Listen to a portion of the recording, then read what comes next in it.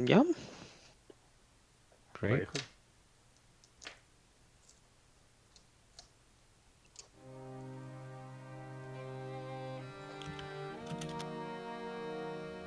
Oh, I suppose that means I should actually get on the game roll 20, doesn't it? That's true. That Oh, is- right, and I don't see yeah. Sam either. That's preferable. I am There he level is. 20. Yeah, now you are. I mean, maybe you were timed out or something. Okay, so Alejandro, I don't know. So you are all caught up, you said? Yeah, they gave me Okay. the rundown. Okay. So you stand on top of this hill just outside of Feldgrau. Your dark carriage hardly being offset against the dark sky behind you, because you get to town, of course, right after sunset. Still, you can tell that there is movement in town, but it strikes you as very odd because most of the buildings are burnt down to the ground, and the few buildings that are left standing, most of them are labeled here on this map, which I show you. Seem also ruined and definitely not habitable. But still, there is movement, shambling, walking dead, moving between the buildings every now and then. It's just to get the image across. It's not like the town is filled with them per se. It's just that every now and then you see one or two, or maybe a handful of them, like move between the ruins and then get lost in the dark again. Yeah, the horses are getting very nervous even at this distance, and you realize that it's probably going to be best to leave them behind with the carriage and make your approach on foot, or at least not in the carriage. So, you're coming towards Feldgrau from the northwest-ish, I believe. Let me check. From what's marked as F1? No, F1 is a little building or like a farmstead that's a little bit out of town. So that's already one of the buildings that seems to be in better shape than most of the other stuff.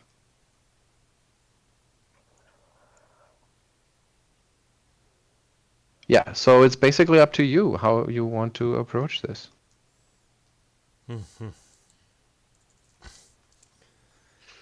Well, The only thing we see are the zombies. We don't see any of the populants. No, and I mean, you can't tell really if it's zombies or you just see these shambling figures, and the whole place reeks of undeath. But it's too dark, too far away, and it's only glimpses of them, so you don't know what kind of creatures they are exactly. so is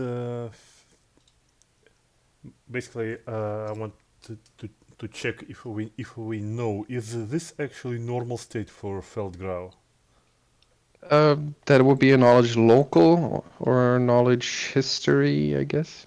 Well, I don't have either of them, so I will just ask Lady Evelyn. Oh, what makes you think I would know?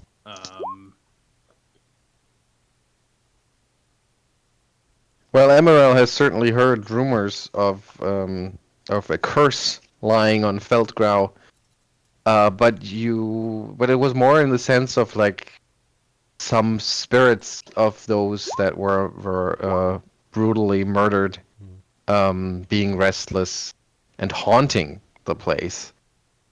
But that there are actual Walking Dead around, that's news to you, So Emaírel. so it was already destroyed some time ago, right? What's that? So it was already destroyed, right? Yeah. Oh, that you mean with the ruins and everything? Yeah, that happened in the War Without Rivals, that devastated the Furrows. Okay. So Yeah. it was haunted, but actual Walking Dead it seems to be the new thing. Yeah. I see. So this might be the evidence that we have dallied too much, and the Whispering Wave did what some of their nasty work here. I mean, we could ask Who? any of those shambling things. Arronax looks at Geier. Now, I know you have a way of resolving things, but perhaps just asking one of them might do the trick, or at least shine some light into this situation. Well, I mean, I will shine some light on this situation with my bombs.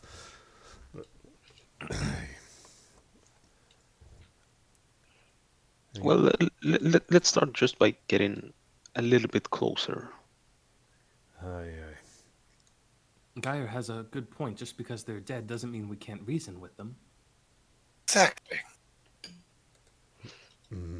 Arronax looks at Lady Evelyn. I mean, they're undead. Yeah, well, they're undead, but they still might carry some of their previous knowledge, maybe at least up until the point where they stopped being part of the living. Maybe something more. We'll never know if we don't ask. I mean, last time we spoke with sentient undead, Lady Evelyn, you were eaten by ghouls.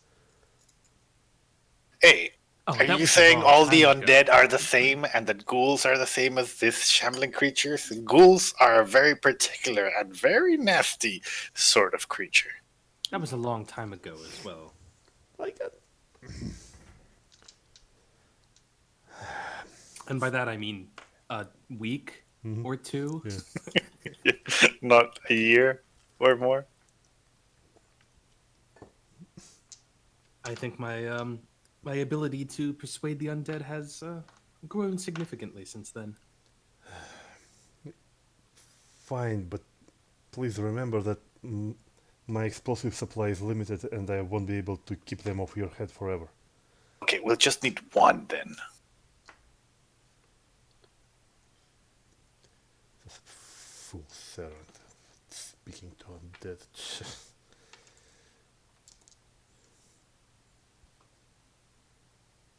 Oh. Where do you want to go? Well, apparently we want to go to speak to zombies. Yeah, perhaps we can find one that is a Well, bit of the outskirts, a bit not too close to the rest. Okay. So you draw closer, but give me a general direction. Like any of those labeled numbers would be the easiest way. Those that we saw were roughly around here.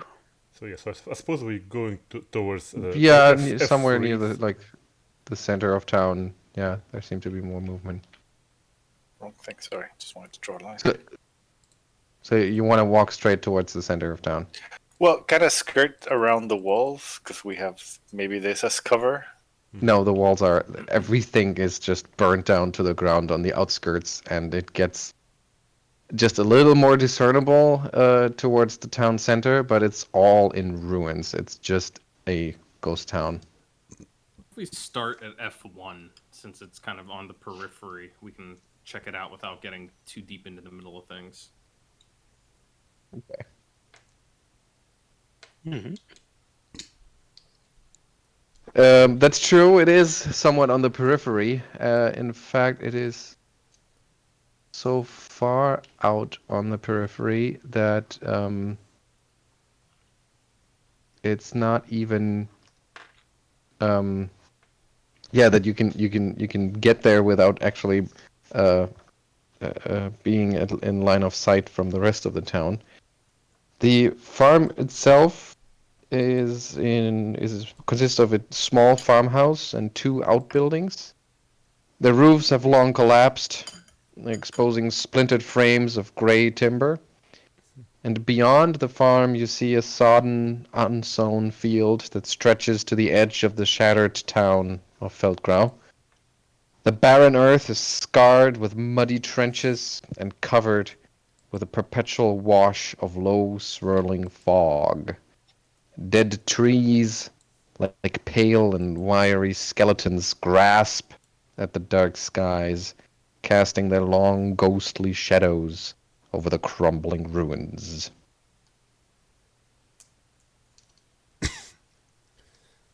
Yeah, definitely seems uninhabited. You do not sense any movement.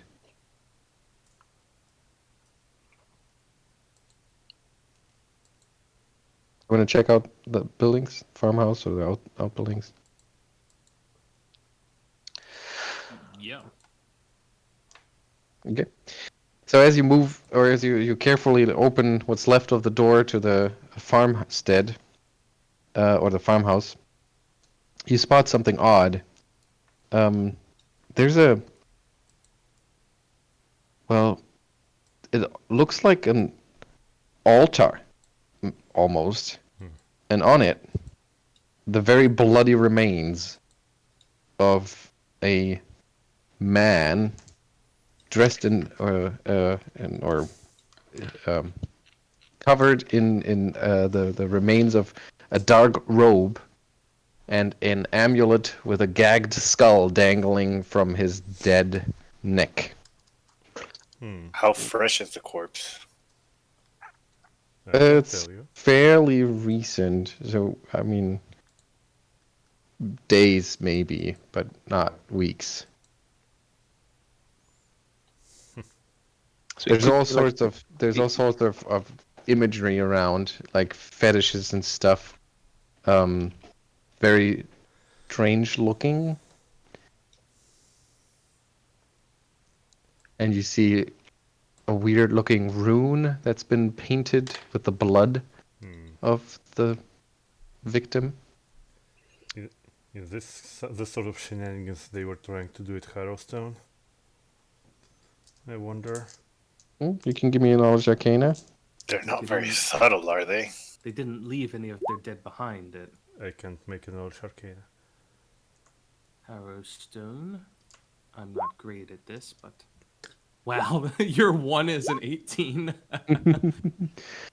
Well, maybe, but maybe you're just nervous, Doctor, drawing that conclusion because Emaírel, you don't think that this is an arcane rune.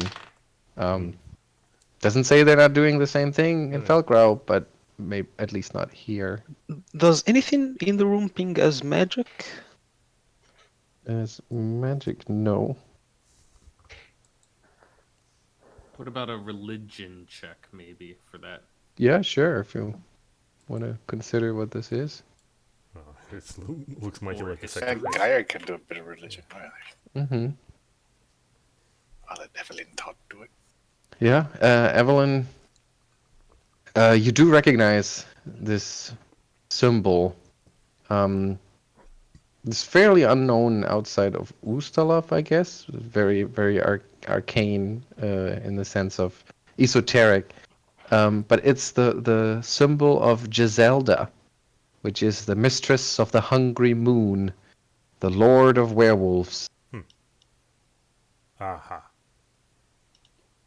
Oh. The mistress of the. That's a name that we heard recently, haven't we?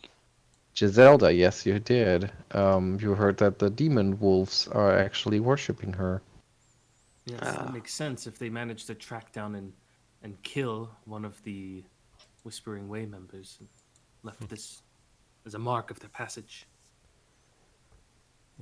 Just as a quick reminder for Geier, so the Whispering Way have run away with the heart of the old leader of the werewolves, and they are being chased by a number of demon worshipping werewolves, and we are chasing after the both of them.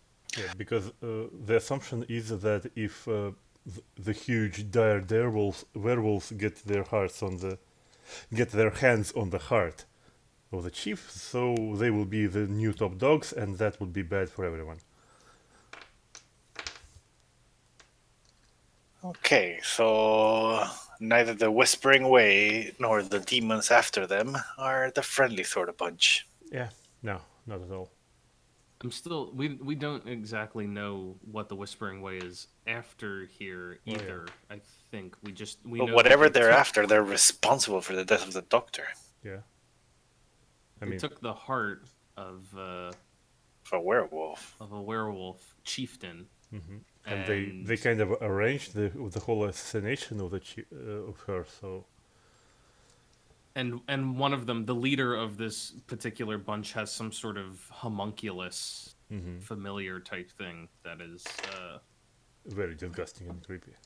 yeah, that's apparently creeping everybody out whenever they see it. So anything else on the corpse aside from the Whispering Way pendant? Can you give me a perception check?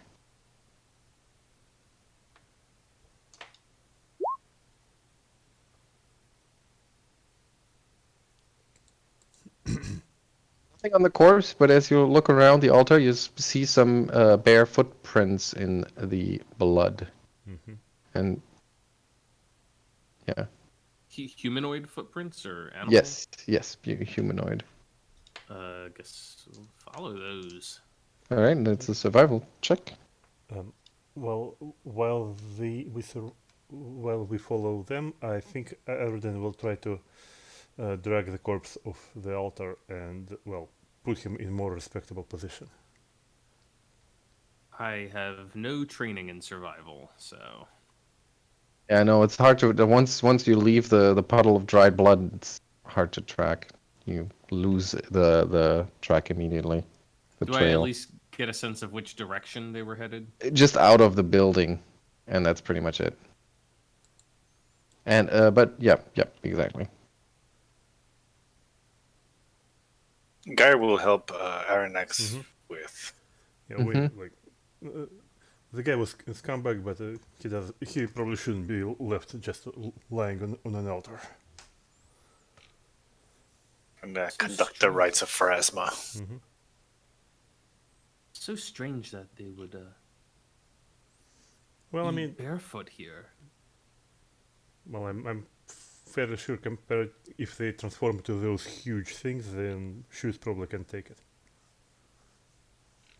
I assume they must have taken on a humanoid form, the wolves, and hence left these tracks, but... And to conduct whatever ritual or ceremony they did. Possibly. Well, I mean, since I'm mostly familiar now with the art of transformation here, it's probably not easy for them to maintain their hybrid forms all the time.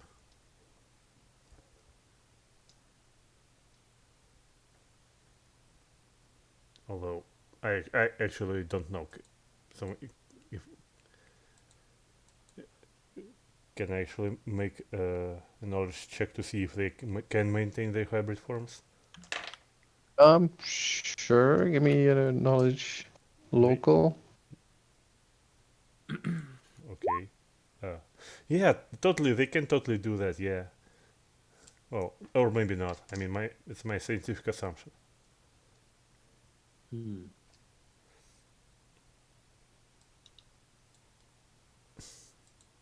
mean, Sam, I think you didn't actually mention all the players in this. There is another group of werewolves apparented with the prince of whatever. He's But what you told me, that we're on friendly terms with them. Yes, and Yeah. they have also sent a group of werewolves to track the demon werewolves and the cultists. So basically, we are behind three groups. They may be more friendly, though, since they don't want the demon wolves to take the throne. Yeah.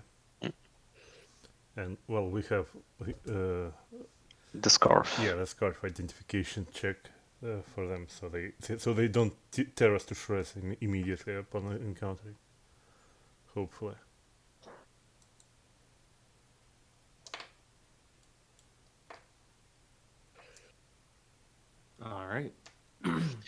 So this was in the farmhouse, you said? Yeah.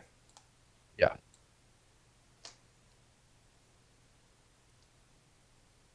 Anything in the other buildings?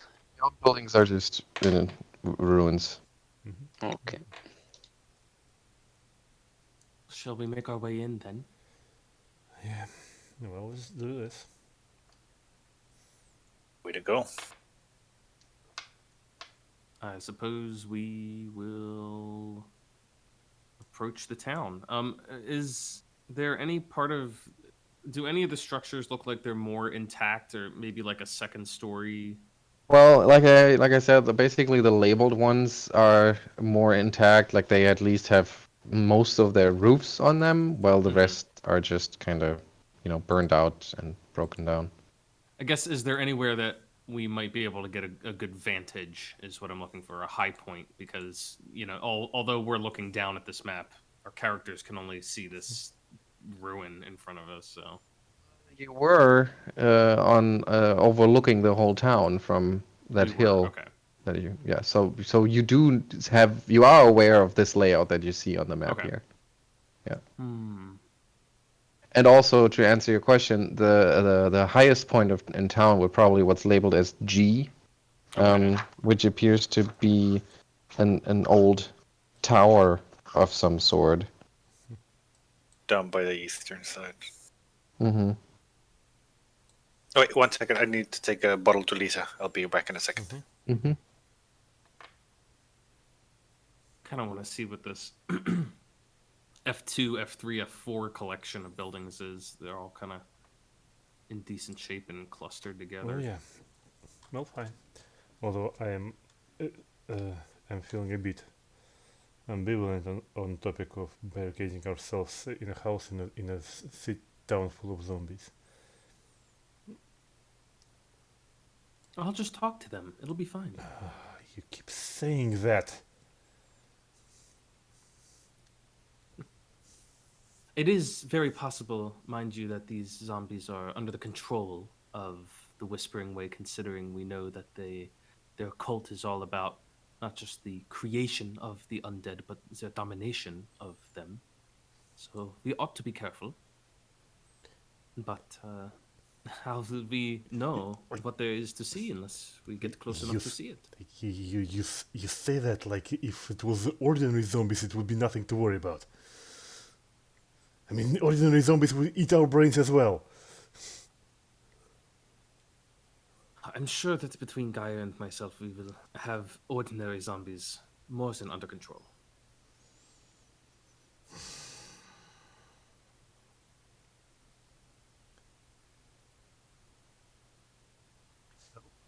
Where do you want to go?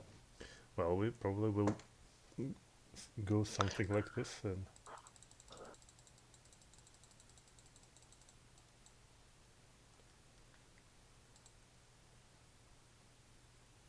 Mm-hmm.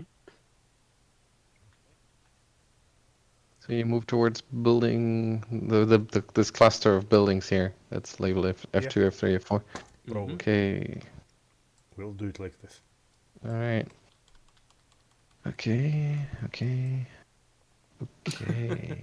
We can see what you're rolling, by the way, just so you know. That's okay. It's pretty clear that it's random. Because as you move into town, turning the corner here of these like remnants of some sort of outer wall or maybe of some large building at some point, are you going stealthily? You didn't say anything to that extent, effect, and I'm not sure if you actually have the skill for that. Well, I have skill for that, but I'm not going stealthily because I am a 2 meters tall alchemist. Yeah, agreed. Evelyn is not attempting to move quietly. You know, she's not making a big show, but she's also not like crawling through the grass or anything. So I don't think any of us have know how to be stealthy. Yeah, that's what I mean. I have 2 ranks in stealth. Okay. I have no ranks. Yeah. So in that case, I will actually need you to make perception checks.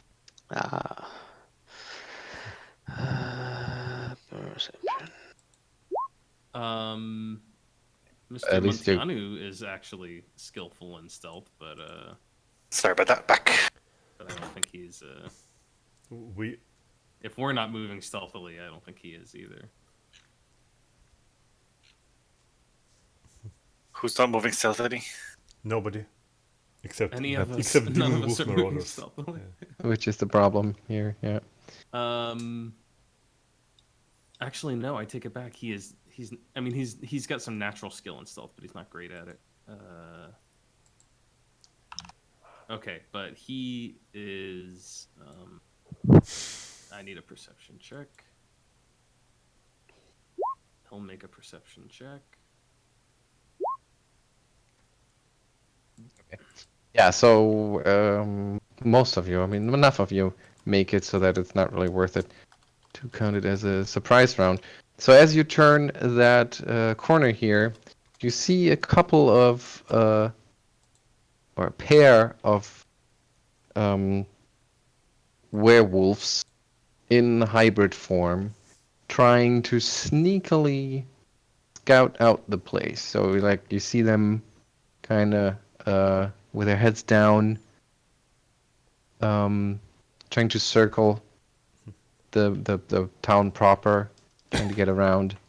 But as you see them, you are also making them aware of you, and one of them turns around and then like pulls on the other one's shoulder and says, "Oh, look who came all the way here just to have their throats ripped out."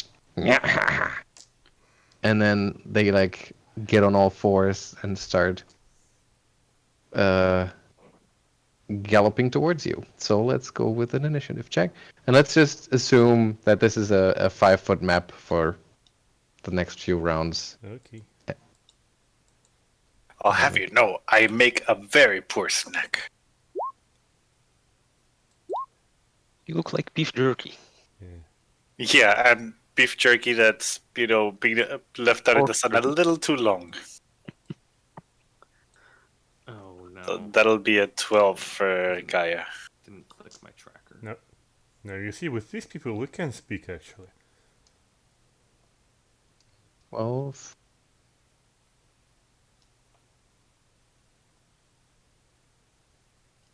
Where is it? There it is.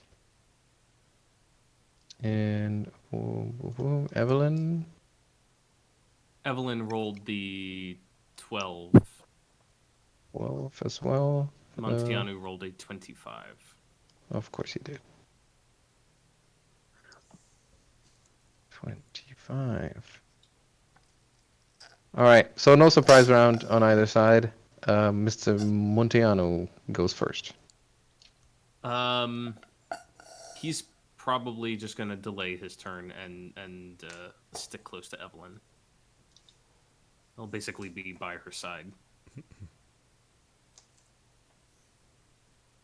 Would you mind not drawing these things because they're on the token layer and they make it really annoying to No, sorry. click on things?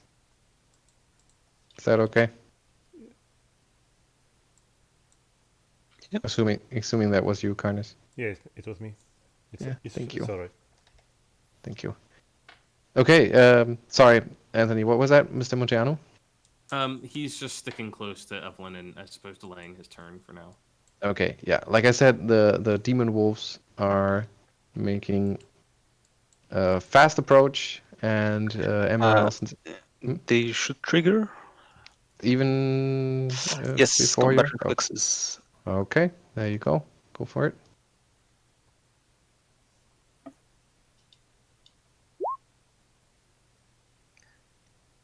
$16 is a miss, and like as it draws near, it pulls itself up again on its hind legs. It is in hybrid form still, producing a falchion, and swings it at you. 28 to Oof. hit. Yep.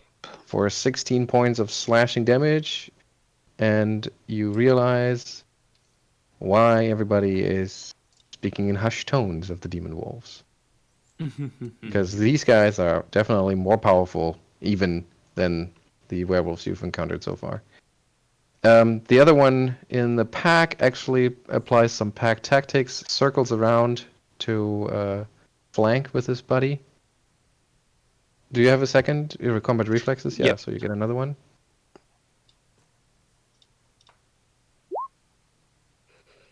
Mm, Okay. All right, and he is just going to push his luck, assuming that you are good aligned, and chooses you to smite. Well, Are you good? yep. Have you been good? Okay. That means he gets a +5 on his damage, so that's on top of whatever is coming here. 24.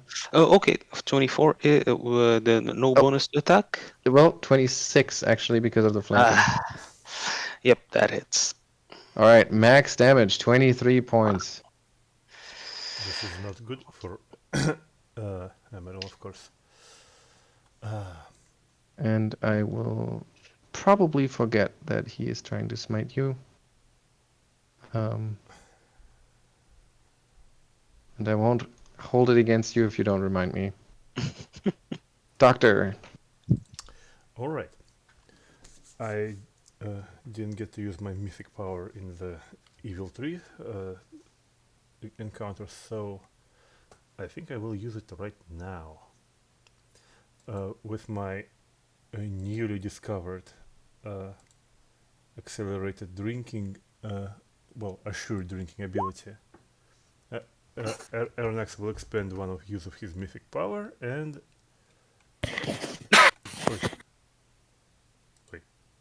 and he will drink his mutagen. It will be this time a constitution mutagen, which he almost always prepares. Okay.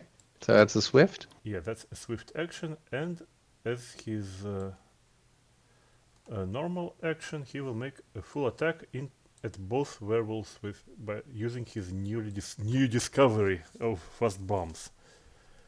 Okay.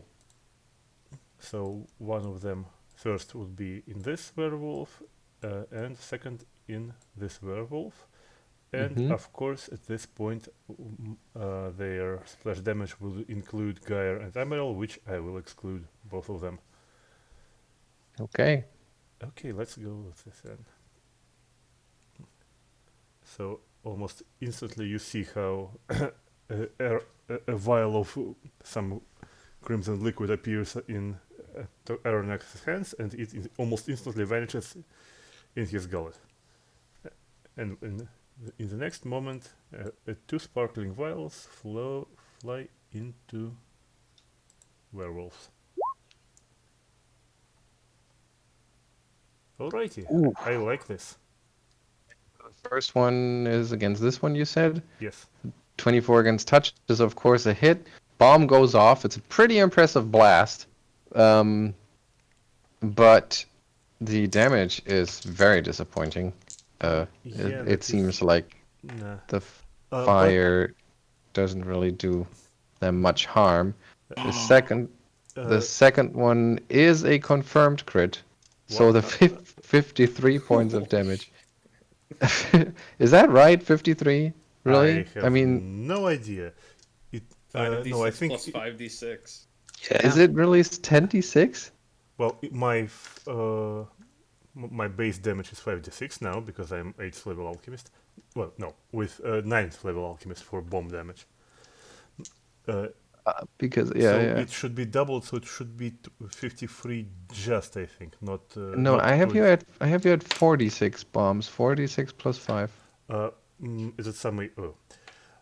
Master Chemist stacks his level to Alchemist for bomb damage. So for bomb damage, Okay. I'm 9th level.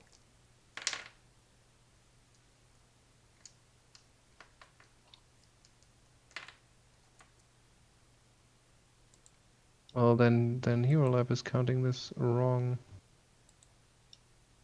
But I see what you're saying. Yeah, okay. All right, well, 53 points of damage. Big boom. And yeah, both of them catch on fire. And both of them catch on fire. No save. Well, no, no save. They get to save from minimal damage from because both of the werewolves catch splash damage from each other.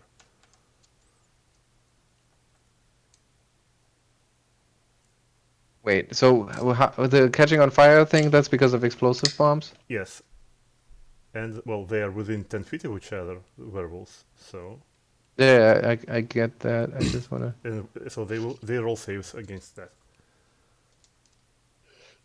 on their round, they can do it as a full round. Well, they can Okay. extinguish fire. All right, and the splash damage they do save against. that Let's they see. save. 1, 2. Well, I suppose they both pass. Okay. They both make that one, but they're still both on fire. Okay. All right, brutal attack. Evelyn, your turn.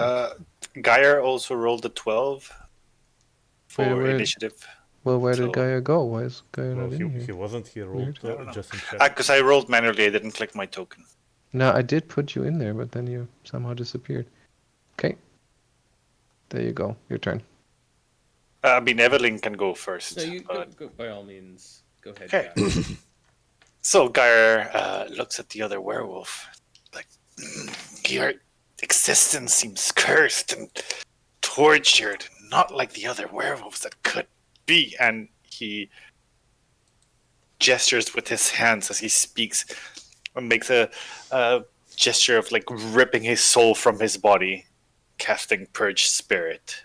So he has to do a DC 20 will save, or suffer 8d6 damage. Whoa.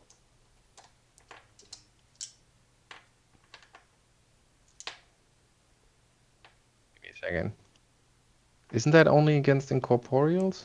No, it says here one creature or a haunt. For it rips away the target's spiritual substance, scattering it. Yeah. When it's accidentally takes that. This spell affects astrally projected creatures, ethereal creatures, haunts, incorporeal creatures, mediums channeling a spirit, and phantoms. And at the GMC, can affect other spirits or creatures made of ectoplasm. Yeah, I didn't. Incorporeal. I just creatures- saw one creature or haunt. I mean, I don't know. It doesn't say that it does not affect other creatures. So until Because I'm ripping their spirit off. yeah, their exactly. Because even corporeal creatures have spiritual energy. So I think That's what I figured. how it's intended to be.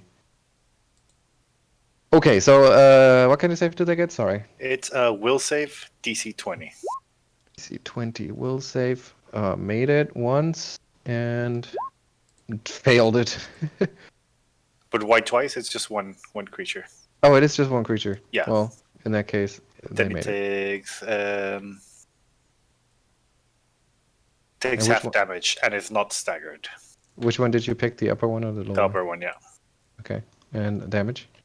Yep. Oh, there it is. 33, but it's halved. Half. Okay, so 16. And that's just untyped damage, or is there any... It is just, yeah, it's not staggered or anything. Oh, and I will need a caster level check, please. Bastards. Ooh. Caster level check. Mm-hmm. D20 Whoa. plus your caster level. Spell resistance, huh? Finally rearing its ugly head. Okay. There you go, that's good. Okay, so 16 points of damage, but no condition. There is very little soul in them, it seems. Move action? Move action is get behind. Move away from me. Yes. A move away action. Okay, Evelyn.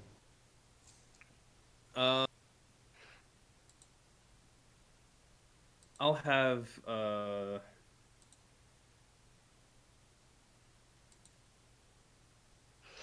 Montianu is just going to be standing at the ready. Oops, I did not mean to click that.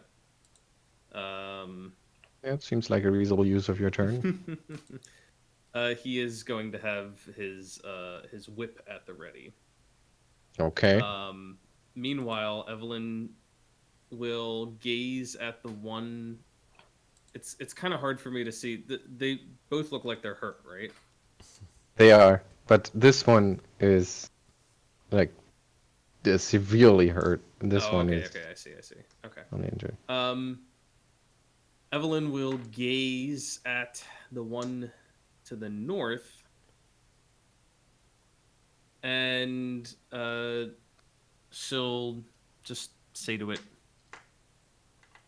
"Go strike down your companion." And she will cast the spell using her mythic power. How many of these do you get per day? Just so I know. 5. 7, because Oh. I took extra mythic power. Nice.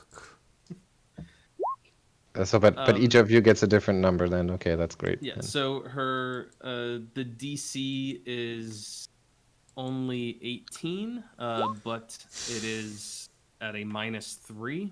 Failed. Okay. Do I need to caster level check as well? If it says, oh yeah, spell resistance, yes. Okay. It also has a -3 to the DC of the spell spell resistance because of the gaze now. Oh, okay, I have a penetrating gaze. nice. So I just where the heck is the caster level check? I don't know where it is on this. I think on the no, that's concentration. I mean, you can. Oh yeah, It's yeah. just plus the level, right? Yeah. It's on the spells page. Oh, there we go. Wow, not great, but it is at -3, so I don't know. And it's enough. It is. Okay, cool. Yeah. So So- you tell it that sort of like almost like a offhand comment, and it turns at you, cocks its head, and then growls as it looks at its pack mate. Move action?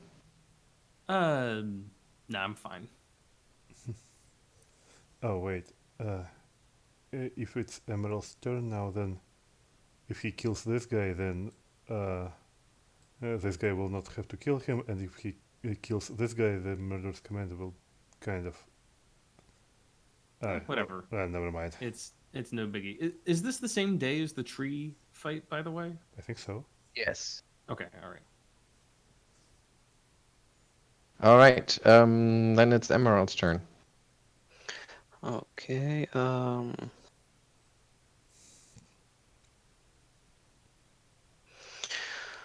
Well,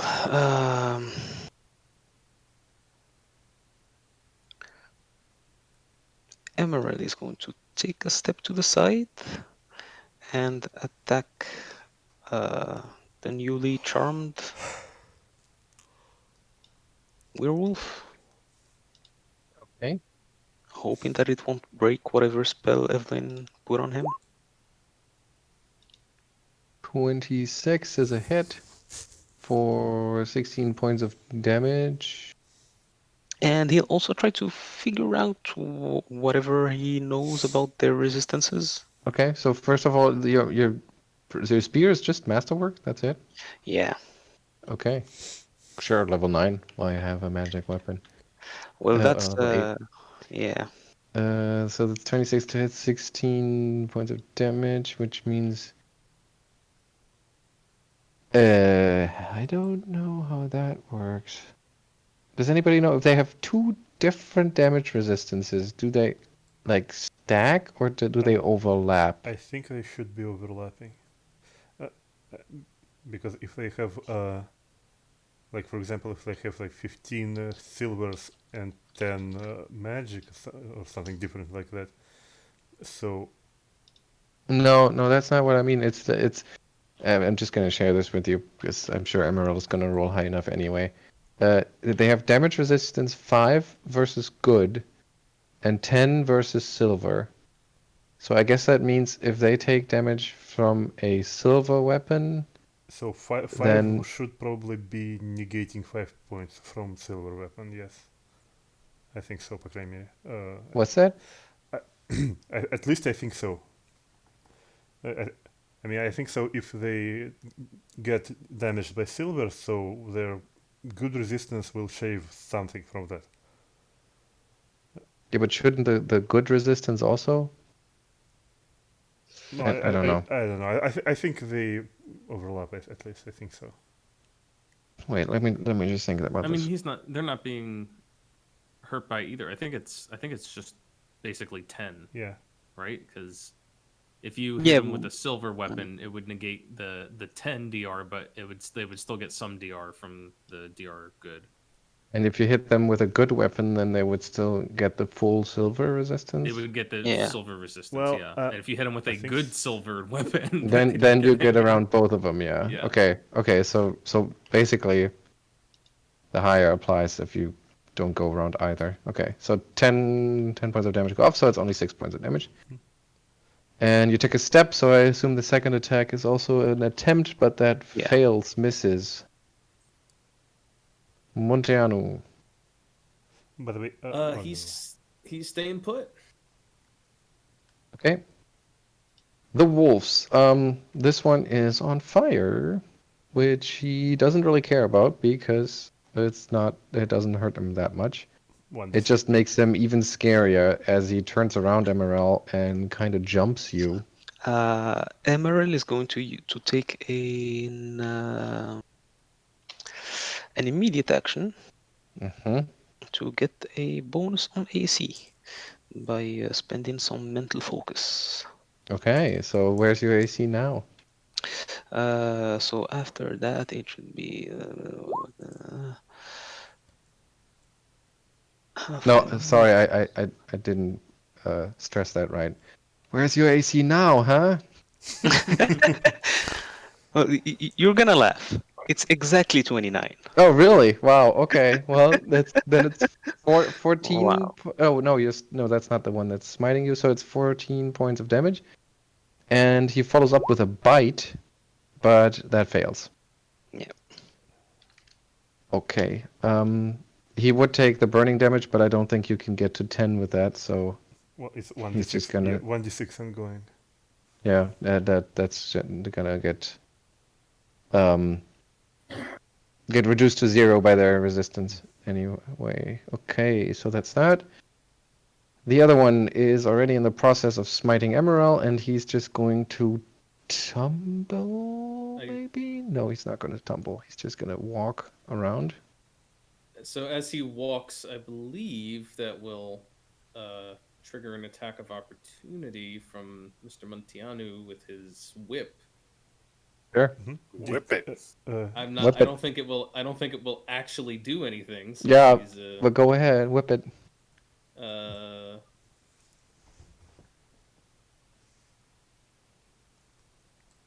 Does that believe he that is- broke away from the charm, by the way? Actually, you know what? Oh, you were right. Oh, sorry. It Yeah, takes a it's- step forward first and tries to. Wait, they have +1 falchions?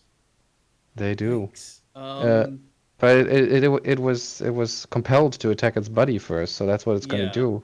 And it actually succeeds in doing that. I'm just gonna let him do for that. Montiano won't even interfere because Yeah. the whip won't do anything to hurt them, and I don't want to perform any combat maneuvers, which I don't think I can do.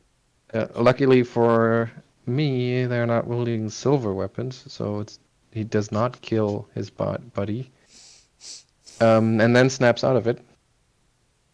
And the other one is, of course, like, "Growl!" But he notices, or he sees how his pack mate is like coming out of the compulsion and being very confused. So I don't think he's going to fight him back or something like that. Doctor, your turn.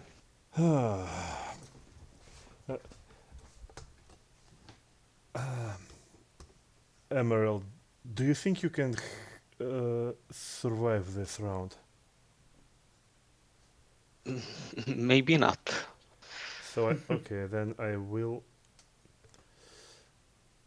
I suppose can I use healing bomb and explosive bomb at the same round?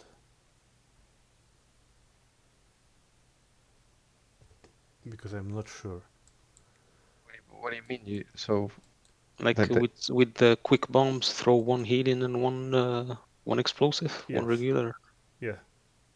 fast bombs throw multiple bombs to throw more than one in a single round. Can prepare and throw additional bombs. Functions just like a full attack with a ranged weapon. Well, I mean, normally you would be allowed to change your ammunition during throwing something, right? Okay. So as long as there's separate bombs, I think you should be able to do that. Okay, then let's try this. It would be Because the act of drawing the bomb is part of the action to throw it, right? So yeah. yeah. I will take Yeah. a 5-foot step closer, so Emaírel should be within my range. 1, 2, 3, 4, so 20 feet to Emaírel. So I will throw my first healing bomb at him,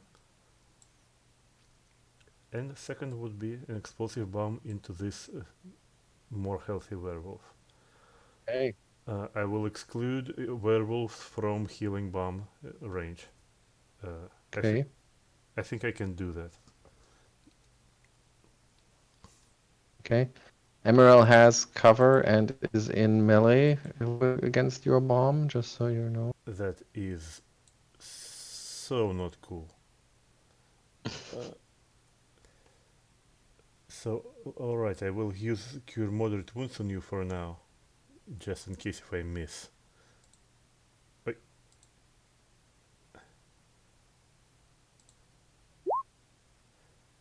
And attack, of course.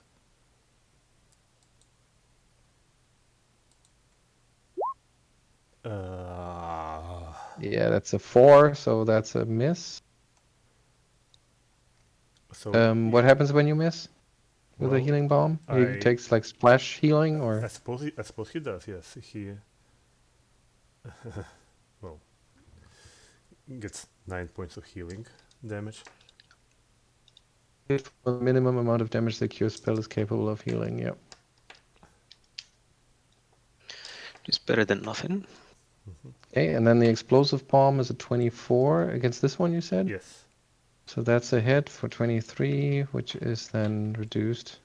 Evelyn will add some more damage on top of that, just with her gaze. Okay, that's how many? I think it's just 3 points still. Okay, and he continues to be on fire. And the other one has to save. Mm-hmm. Fails. He does not Takes the minimum damage, which is 10. Well, now yes, it is 10. Which is reduced to 0, so no damage. Yeah, this Probably doesn't matter much, but it's technically 4 points of damage from her stare now. Okay.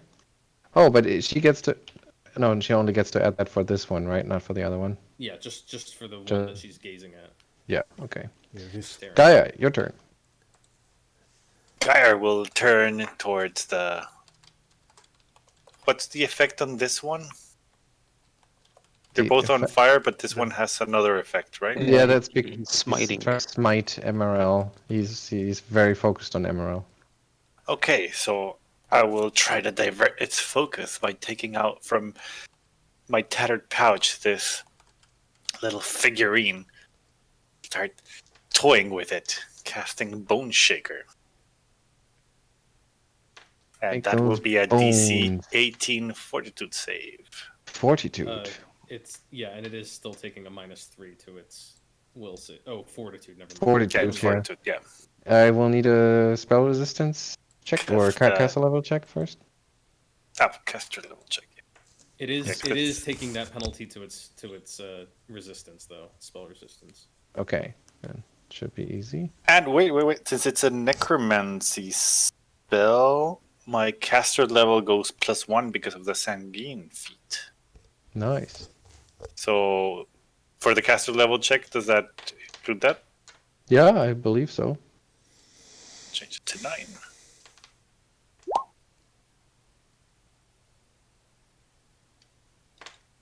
this looks Good. That is enough, so he will roll his fortitude 25.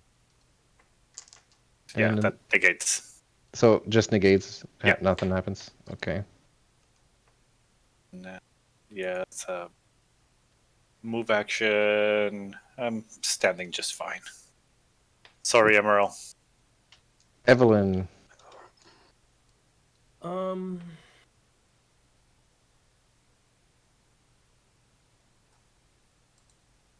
I want to burn more Mythic. Yeah, that stuff's fun. But Evelyn will just try to take this smiting guy out of the fight by casting Hideous Laughter on him. All right, just castle level check. He's probably gonna die in a second anyway. But so you want the caster level check? Yep. And I like to think that for Evelyn, she's not like telling jokes when she casts Hideous Laughter because it's all mental components. It's just she just stares at them until they start laughing nervously, and then they can't control themselves as she keeps staring. So it is 18 with a -3 to their will save. So it's like nervous laughter. Yeah. Yeah. Okay. We'll save -3, which gives them a 10. So he just starts laughing uncontrollably while looking very uncomfortable. And on his turn, I guess he gets another save. Yeah. Emaírel. We'll again step away from the murderous wolves and try to finish off the one that still has its mind. Mm-hmm.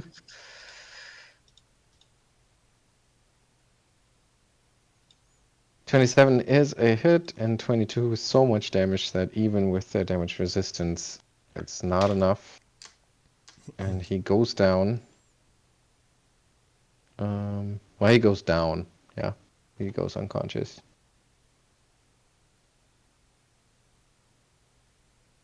That's that. Monteano. Yeah, he's gonna Whip it. probably draw out his rapier. Mm-hmm. And he's gonna try to go in on the wolf that is prone. Okay. And yeah, he still has an action because he can draw while moving, unless he Yeah. put the whip away, or did he drop it? He can hold the whip in his offhand, can he? Yeah. Yeah, that's true. Yeah. And he will. I believe this is a +1 rapier. Mm-hmm. So let's see what he does with it. 21 to hit the prone creature. Yeah, so 25 actually, which is a hit. 10 points of piercing. The precision does not apply, I don't think. It is not considered helpless. Okay, so it's 10 points of piercing, which is reduced to 0 because of their... But the precision damage The should be precision just is added. the same. It's the same damage. Yeah, but as why would it apply? It always applies for him. He has Oh. it's a swashbuckler thing. Oh, it's a swashbuckler thing. It Well, only then... it only doesn't apply, if something negate doesn't take precision damage. Oh, I see. Okay. No, that is definitely then some damage to the werewolf, but not enough to kill it. And then it's second turn. attack. Oh, he moved. Well, Sorry, he moved. down Yeah, too far. yeah. And then it's the werewolf's turn. Fire doesn't Break make through. him uncomfortable, so he's just going to make his will save. Oh, Hopefully. Evelyn could Fails. have applied 4 more points of damage on Montiano. Yeah, he fails his will save, so we can just cut this short because there's no way for him to snap out of it now. Yeah. And you can... Are you going to kill him, or what's your plan? Well, he doesn't seem to be interested in speaking, so Oh, he's only laughing right now. let me Okay, I'll leave it to the doctor.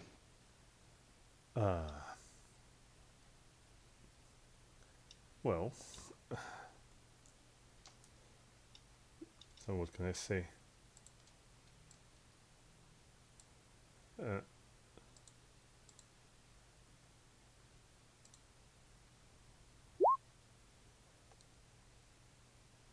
Oh, I suppose that doesn't hit. Well, he's unconscious and stuff, so Yeah. but it doesn't. Oh, it's a silver razor. Oh, no, he's not unconscious, but he's prone. Okay, so you do 2 points of damage. I think it gets negated Yeah. by the Why? good. Oh, because of good, Yeah. right? He Yeah. can't be killed. Geier.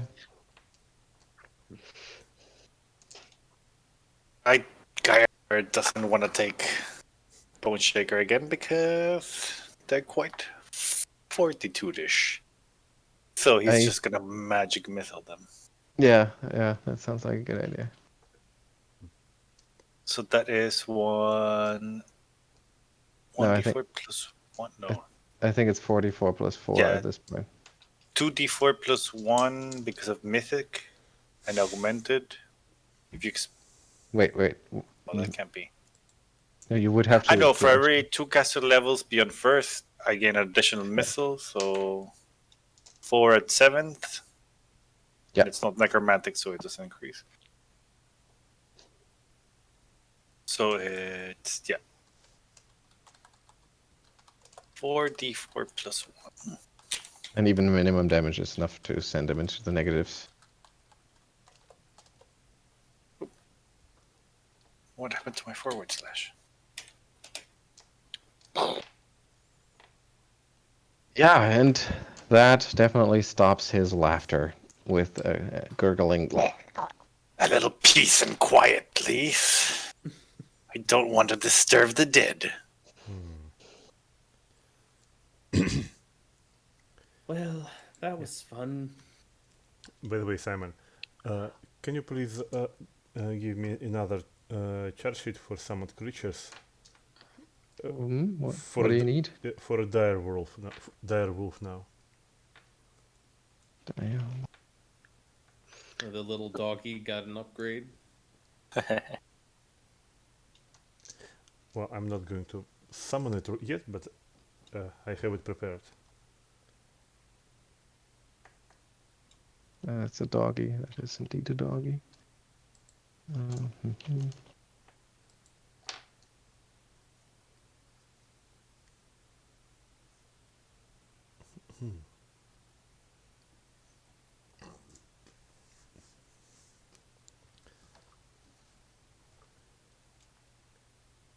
There we go. Good doggy. It's a nice token. 1 second, Graham. Okay. Meanwhile, Emaírel, cure serious wounds.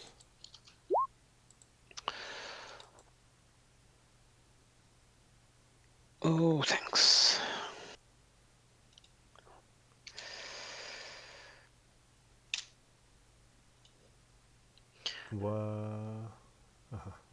Never mind. They seem to be well equipped for werewolves. Indeed they do. Yeah. Well, I mean, let's look on the bright side now. Emaírel, you have a +1 falchion. Because none. Yeah, they can't. Yeah, because none of us can use it. Yeah, so they carry these +1 falchions, and let me see. What else?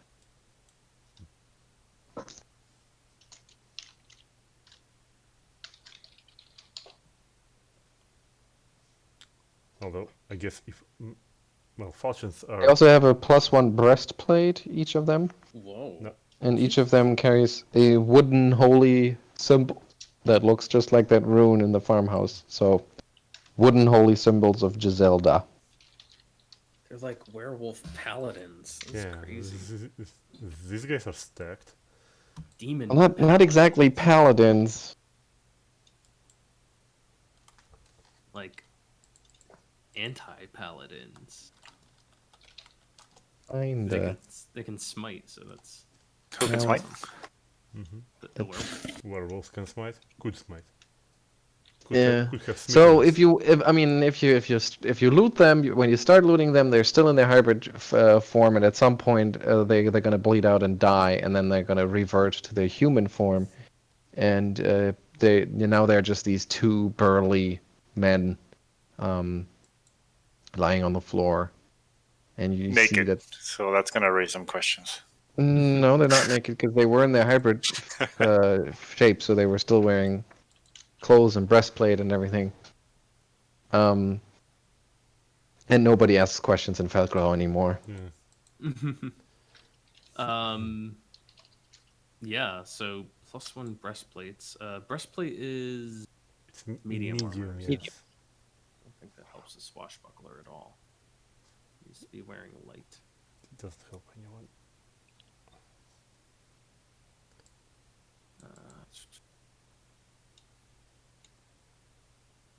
Weapon and armor. Okay, it's no good for Emaṛēl to just walk around like that, so take another cure moderate wounds.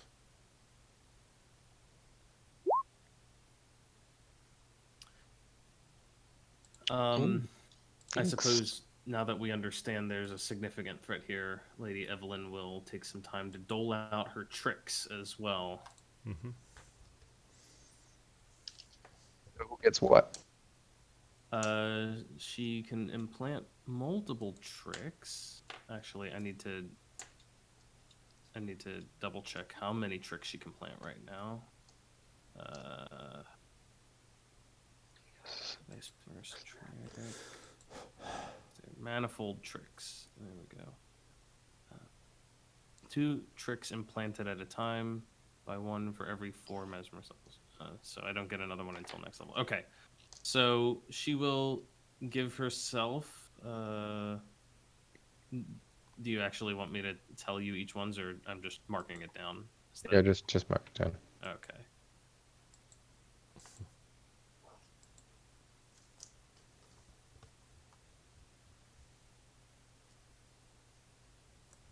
Okay, so you were on your way to the cluster of buildings Mm-hmm. there when you ran into those wolves. I assume you're just going to continue in that direction? Yeah. Okay. All right, so as you draw close, you see that these few buildings look like they were the shops of craftsmen or something. So the one labeled as F2 looks like it may have been a blacksmith shop at some point. You can clearly see like the big chimney that would go with the forge and everything.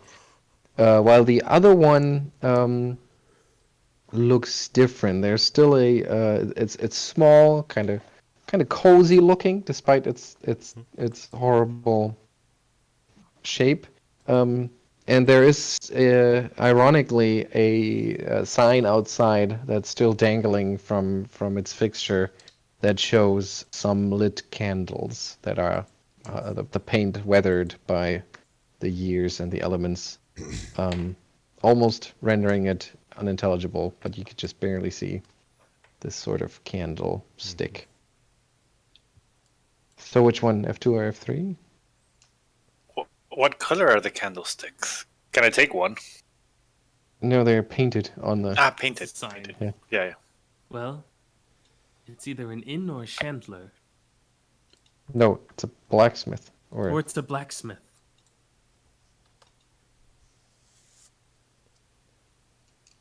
Okay. Sorry, I'm sorry. So one of them is a blacksmith, and one of them is. It's a chandler. Yeah. This. It is a chandler. Okay. All right. Chandler or a smith. Let's check out the. Let's try the chandler. Yeah. Everyone knows what it's like in a smith shop. How often do you come across a chandlery? Huh? I mean, logically, they should be all over the place, but in actual, in Pathfinder, it's like everywhere has a smith. No, everyone has a chandler. Or there's actually... Like, Paizo has a thing for dipping people in wax and stuff. There are quite a few instances Oh, in... I know there's a. That's right. I know there's a. There's like a little mini adventure that Yeah. involves a chandler and wax. Right. Anyway, All right. Yeah.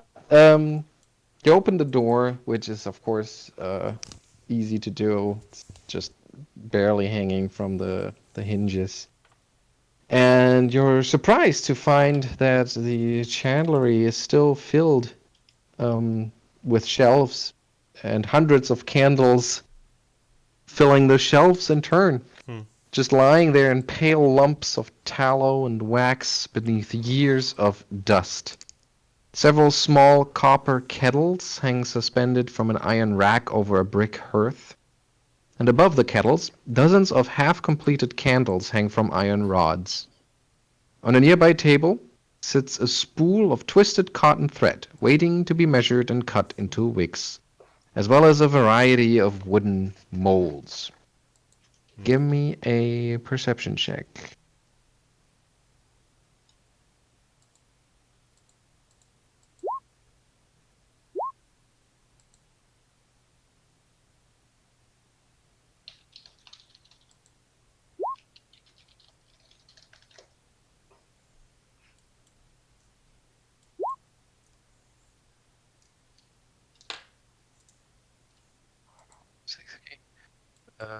Right. So, Evelyn, Doctor, and Mr. Montiano, all roll initiative, please. oh, lovely. Lovely. So, pretty swell.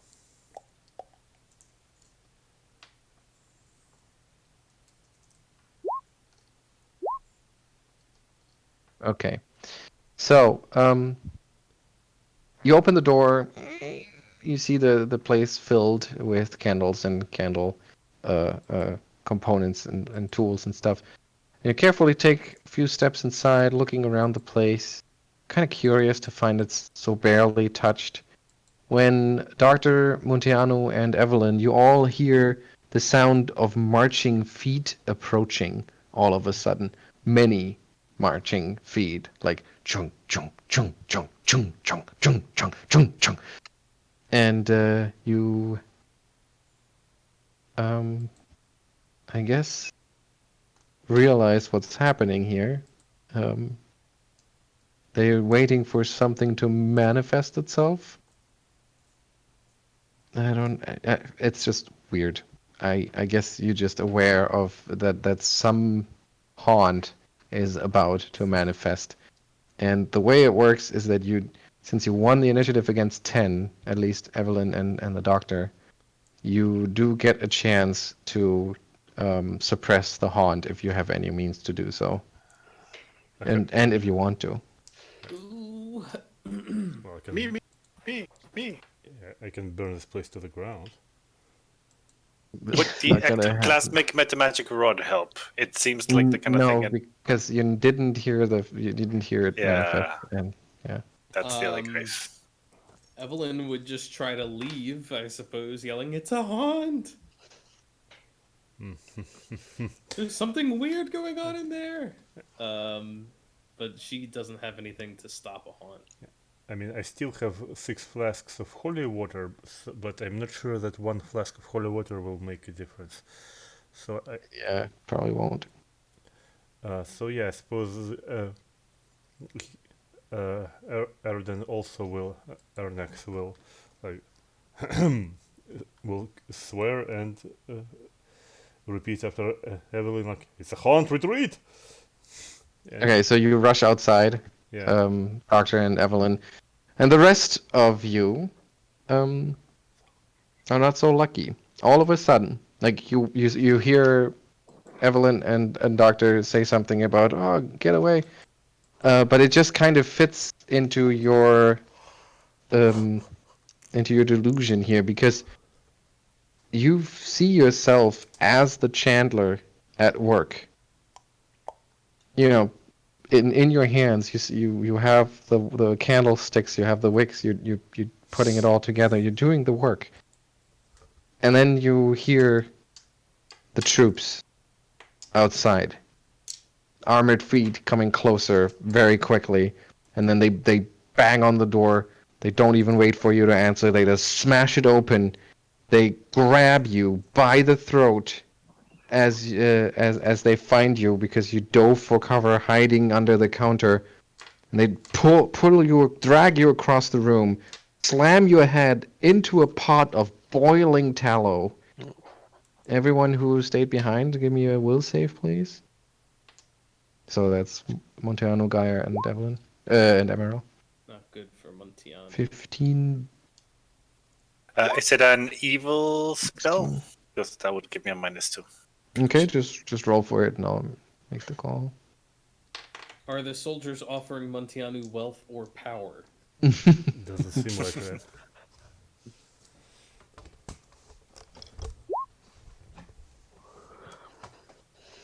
that. You actually all make it. Yeah. So you do go through all of these sensations, and it hurts like hell. When your face is slammed against that hot kettle, and you see all of these burns on your hands as you flail to free yourselves. But then finally, this entire vision fades and luckily leaves you without any actual damage.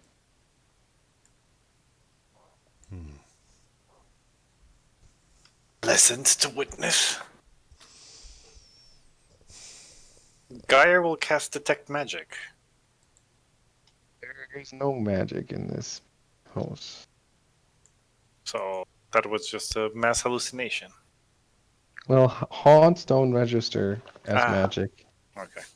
It's a haunt, Geier, a haunt. Don't you remember those? You Yeah. told me all about the ones you found in Harrowstone.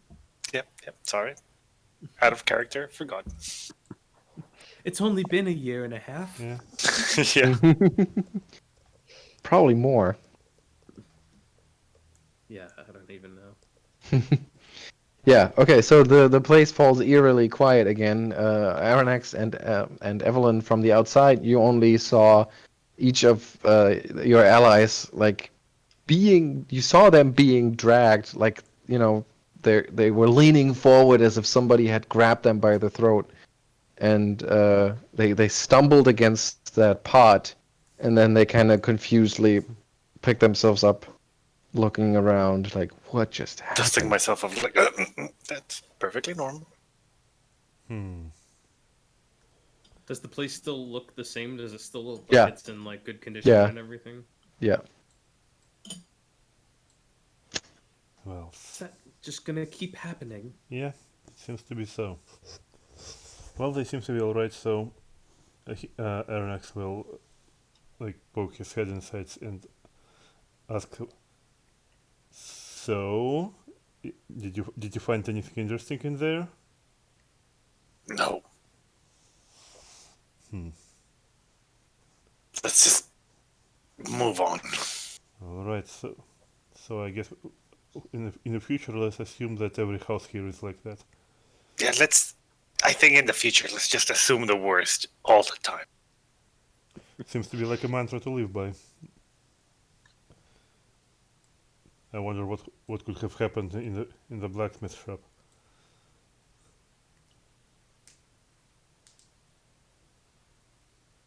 Are there any undead within sight? No. Keep an eye out for anything moving.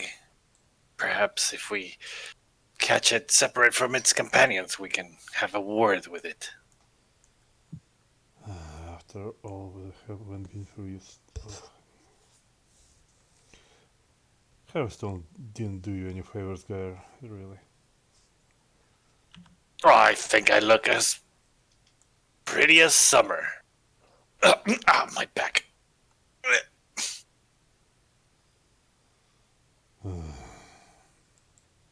We'll fix you eventually. Maybe one day I will find a mutagen that will mutate you back into normal form.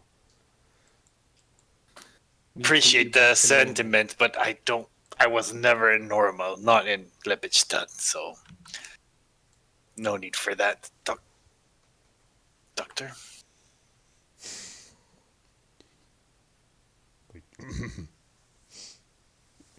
Oh, what do you want to do? Oh, we can continue on So I suppose, yeah. slowly, perhaps with a bit more caution this time. But where? I think we were looking at the blacksmith next. Well, yeah. Okay. It's right next. Right, you Right want to next door. check out the blacksmith because the channeling went so well. Maybe only one of us goes in for starters. Mr. Montiano, I elect you. You're quick on your feet. And Yeah, somewhat perceptive. Mr. Montiano, I choose you.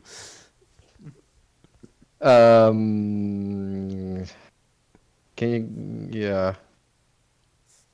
Can you give me an opposed charisma check between you and Mr. Montiano? Because he just had this experience.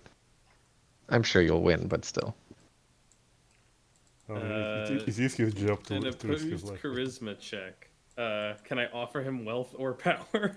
Well, you are his employer, so I suppose I'll yes. give you a gold piece. Yeah. An extra copper for you this week. Charisma. Go. He's actually fairly charismatic himself, But he's just but hopelessly, he's got a soft spot for Yeah. Lady Evelyn. hopelessly devoted to you.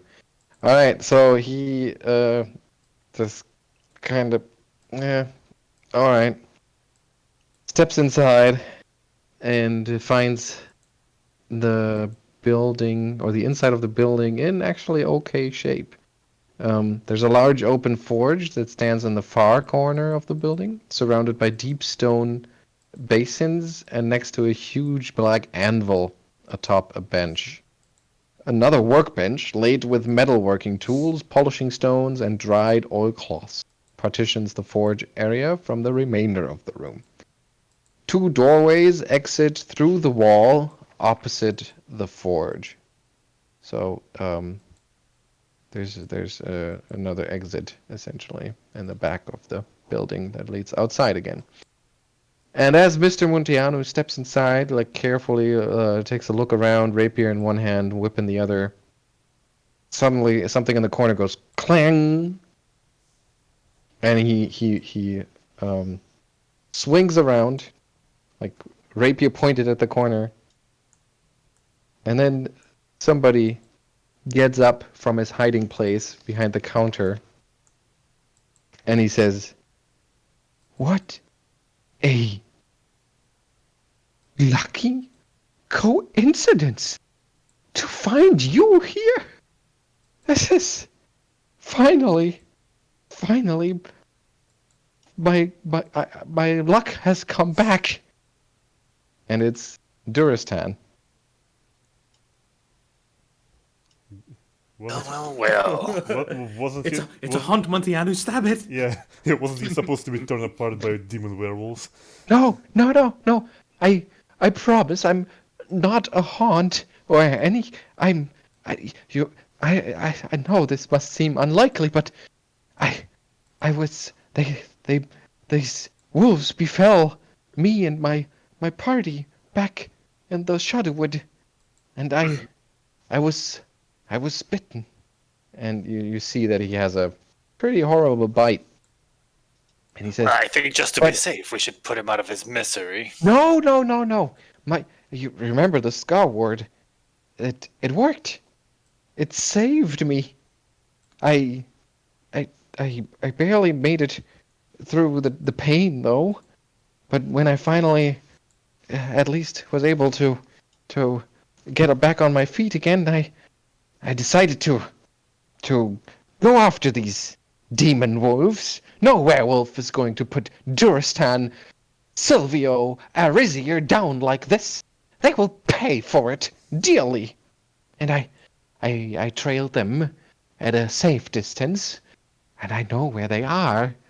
I just kind of didn't think everything through, so now I was kind of stuck here, thinking, weighing my options of direct assault, and then you just stumble in here like a stroke of destiny in Where was he bit? the shoulder. Doctor, Should we remove the whole shoulder, or will the arm socket do? Let me No, see. again, I told it's okay. It's I can manage the pain. It'll heal. Well, I've had the same scarification as you, and I'm not entirely assured of its efficacy. So, I think a good old-fashioned combustion should do the trick. What does the rest of the party think? Are you mad, man? I just told you I'm okay. If I Trying to- really I Trying have to remember exactly how the Scar Ward works. And know- It's supposed to protect you against Yeah. the curse. So, like, Yeah. if you get bit, you won't turn. Yeah, and I But believe with our, Geier- I believe our checks resolve that it probably doesn't work. if you came all this way just to mock me, okay, fine, so be it. I have hired some helping hands along the way, and they are waiting at the mill. Well, we Where didn't come here to mock you, but it is a pleasant surprise. Well, pleasant for you, I'm sure. Anyway, if you don't care to help me, then I will just try to make it across town and meet up with my Okay. hired hand. What is this about hired hands that are waiting, lying in wait? That's exactly that. It's some hired hands that are waiting at the mill for me to join them so that we can move to attack the demon wolves. It's not that difficult. I think I laid it out for you very clearly. Well, as we Where recently exactly found did you out, acquire these hired hands? They're just Where- wandering around in the woods as well. Well, he's delusional. He thinks a bunch of farmers will be able to deal with demon wolves.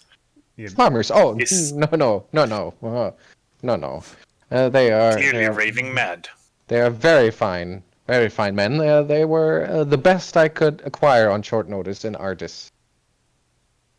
oh, Ah, an artist. right.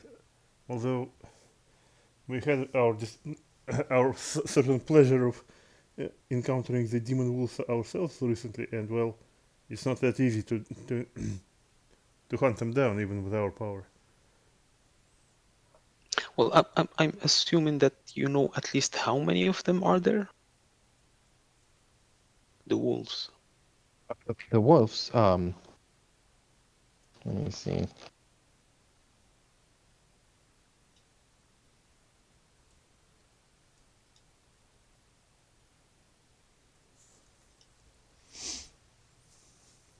Well, I have counted about a dozen or so. And how many that's men not do you have? counting their leader, of course. And That how doesn't many count. men have you hired? About a dozen as well. You said it was short notice and not the best of the bunch. So, if we gather with them, will their sole purpose be cannon fodder? Oh, I paid them good coin for their services. If they have to put down their lives in service to me, then so be it. But I'm sure they can hold their own. Seemed like To be a capable men. noble. I'll be right back. 1 second. The wolves that you've seen, can you tell me which pack they are from? I believe they are demon wolves. You can tell by their fiendish streak. I very much doubt that. We just found demon wolves making their way carefully and silently around. Why would they do that? Because they're not the only ones here.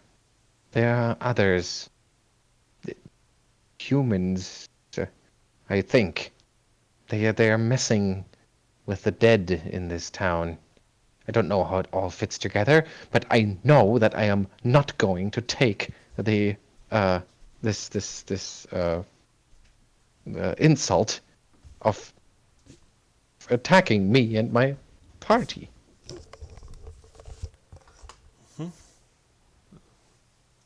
Who else is here aside from the demon wolves and yourselves? Have you seen other wolves? Or other men? I have not. Well, he just mentioned the cultists, right? You Oh, heard that? okay, he did. All right, I Yeah, wasn't yeah. right. Yes, the cultists. Okay, they are also. They're He here. said they are messing with the dead in town. How recently have you seen them today? I have not so far, but I'm sure if we make our way across town towards the mill, that we probably see some of them. Due to my excellent hiding skill, I was able to avoid their detection. They often go around in pairs, followed by some of their horrible-looking dog creatures, zombies. I don't know what you would call them. Yeah, I think we can follow you if we follow you. As in, you walk in front. Just try to keep up. I move fast. Wait, he wasn't kidding. Wait. Okay, so he takes 10 on his stealth, and he actually is quite a skilled hider. So he is going to keep some distance between himself and you. Basically, just always, Rude. Well, you said he should go ahead. Yeah, Take the I lead. thought he was gonna chicken out. And yeah, he's just trying to, like I said, he's trying to stick to the shadows, to the corners. Always trying to be in cover, and you basically trot after him. None of you are very good at this. So let's see if you. Do we roll stealth? I mean, if you want to stealth, you can try. I think this time I will try. Because Aroden may have been confident, but Arronax will prefer to stick to shadow. Evelyn can try to be stealthy. Why the heck not? Yep, that's about what I expected. We're born stealthers. Hey, I got a 12. Geier. Oh wow. Well, that was just luck. Wait a second here, please, because my baby monitor is losing its battery.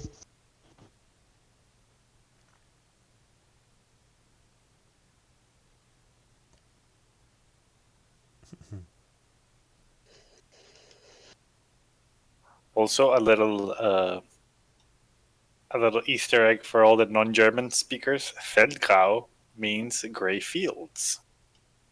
Ah,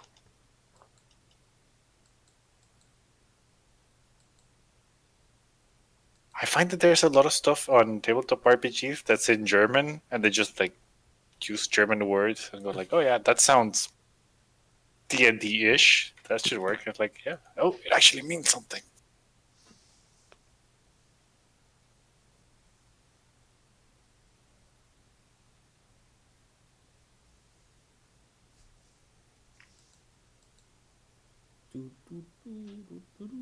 I take it we're gonna be fighting some burning skeletons. yeah. Oh, you think? That other bit next to it though is a little concerning. Alrighty then. Okay, so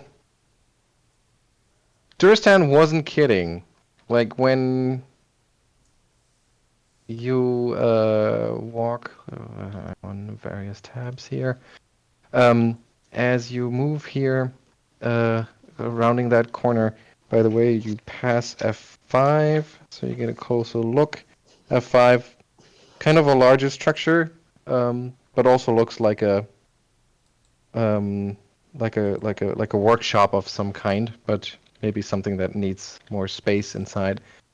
Can't really tell what it is though, but the building is definitely in okay shape compared to the others, even better than the chandlery or the forge.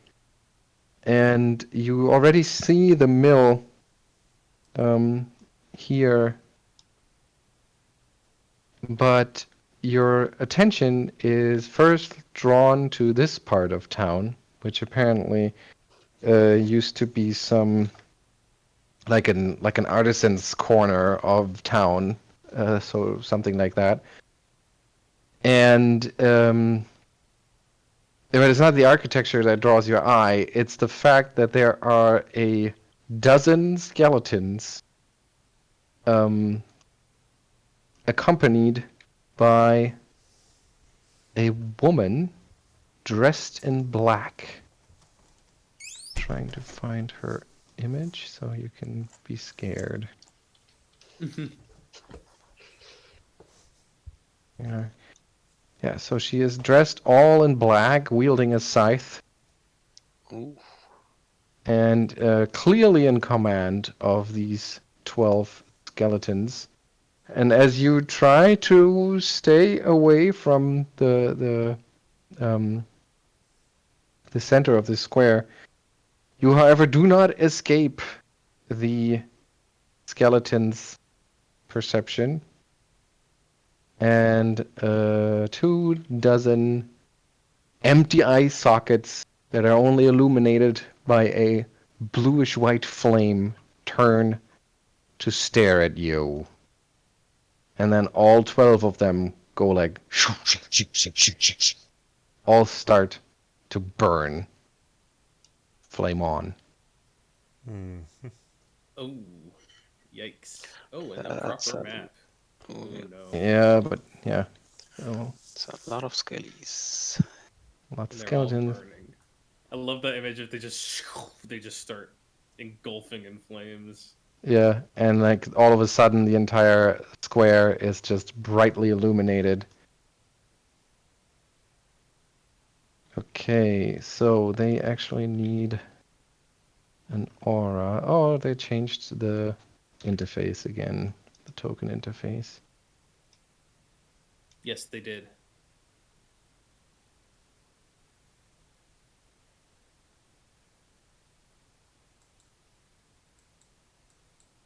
Okay, adjacent. Okay, so that's...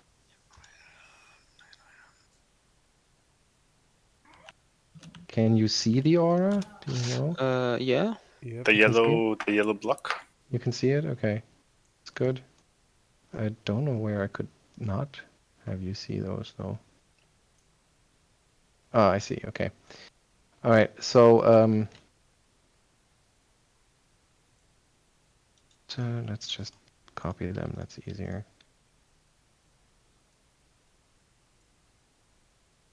Actually,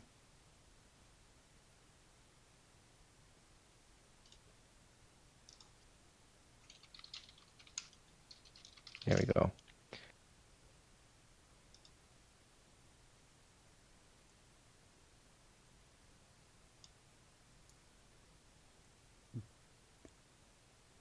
All right.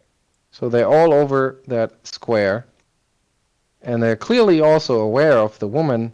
But as I said, she doesn't seem to be afraid of him. Quite on the contrary, she seems to be in charge of them. Initiative, please. Ding, ding, ding, ding, ding, ding, ding, ding.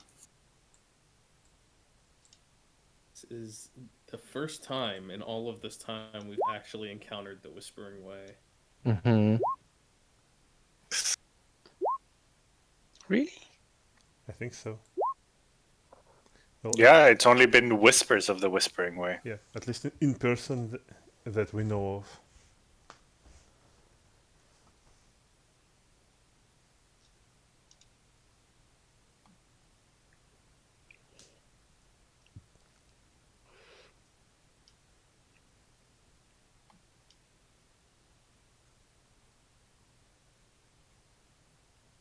That's a few initiatives. Please tell me you all remember to click your tokens. Nope. Yep. Sorry, all of my stuff is on a completely different screen, so I'm not even looking. Okay. I rolled manually, so So Evelyn, what's it's your... loss. Evelyn was 13. And Montianu was 17. okay, Gaia. That was a 6.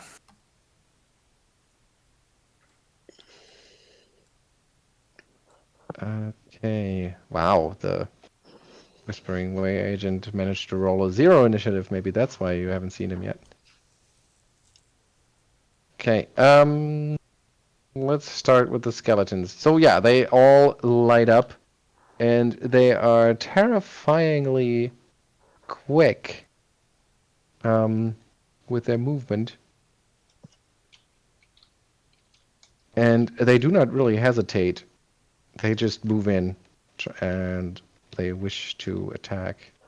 I don't know why you would think Evelyn would be in the front of this situation, but Oh yeah, no. That was just copied from the other page. I'm sure it would look something more like this, Mm-hmm. right? That seems oh, more like it. Montiano is with Evelyn. He's her personal bodyguard, basically. Right. Okay, so the first of the skeletons starts moving towards your group. Emaṛel, your turn. Um, what would be best here? I think Emaṛel is going to go with casting Lead Blades. That's a standard action, and then he is going to move up in front to here, and that'll be his turn. Okay. All right, another burning skeleton from the back row starts moving. 25, 30, 45, moving here. Then Emaṛel, you can already tell the hot flames are definitely radiating into the adjacent square, so it's probably going to be painful to stand there. Okay. But not where you are right now. Okay, then another skeleton moves in, 15, 25, moving here. It doesn't. It does have cover as it turns around this. I mean, it's not a tent, obviously. It's some sort of ruined. I don't know. Maybe like a little. What you call that? Like a little market stand or something like that. Mhm. And it moves in and tries to attack you. So it wouldn't provoke because of the cover? Yes, it would not. And then it tries to strike you with its broken scimitar, but even a broken scimitar can roll a natural 20, and that is 5 points of damage plus 4 points of fire damage, because the scimitar itself is also burning hot. Okay, that's that. Then this one is moving in 1, 2, 3, 4, 5 here, and that gives you an attack of opportunity.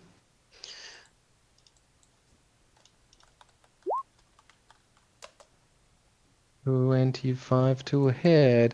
And what's crazy is that these skeletons do something you've never heard about skeletons before. They actually get an attack of opportunity when you attack them. What? Yeah, No, they don't. but it misses. And then you just it's piercing damage, right? Yeah. Yeah. So you ram your branch spear into the ribcage of the skeleton, doing hardly any damage, but then you swing it around, and just the sheer force and the leverage you're getting smashes the skeleton. But unfortunately, as it dies or is destroyed, it explodes into a burst of flame. I will need a reflex save from you, Emaṛel. Shit, coming past the skeletons. 27 is enough, so you only take half of the explosion damage. That's 3, but it is 4 points of damage. And even though this skeleton here is caught in the blast, it does not seem to care about the fire damage, unsurprisingly. Wait, so it's 4 points of fire damage 4 points. Okay. from the explosion. Okay, the next skeleton. 1, 2, 3, 4. Moves here. Doesn't have an action left, but you get an attack of opportunity against it. Are you taking it? Yep. Okay, then it also gets Oh no, let's say not against attack. That would be Oh, silly. he's, Okay. and he 25 is a hit. 20 is enough to take it out, but it also goes up. Boom. Another reflex save. wouldn't Emaṛel attack him here? No. That is a successful save, and you take half of that, so that is 1 point of damage. And then it's Mr. Muntiano's turn. Wait, so I have a question. Yes. Why was it before 4 points and this time it's 1 and they rolled the same? You are right. It should have been 2 because you actually succeeded at your save. And it is 2 because I didn't put in the modifier before. It should have Oh, a okay. +1 on that roll. But you're right. You succeeded, so you take half damage. Thanks. Muntianu. He's gonna delay down to Evelyn, basically.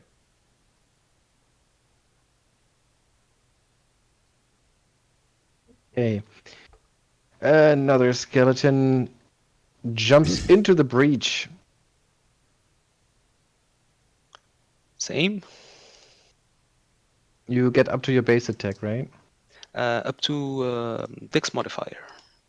So how many do you have? This one and then one more. Oh, actually, it's Dex mod +1. So this one and 2 more. Okay. So yeah, so you smash that one too, and it also goes up in flames. Reflex save.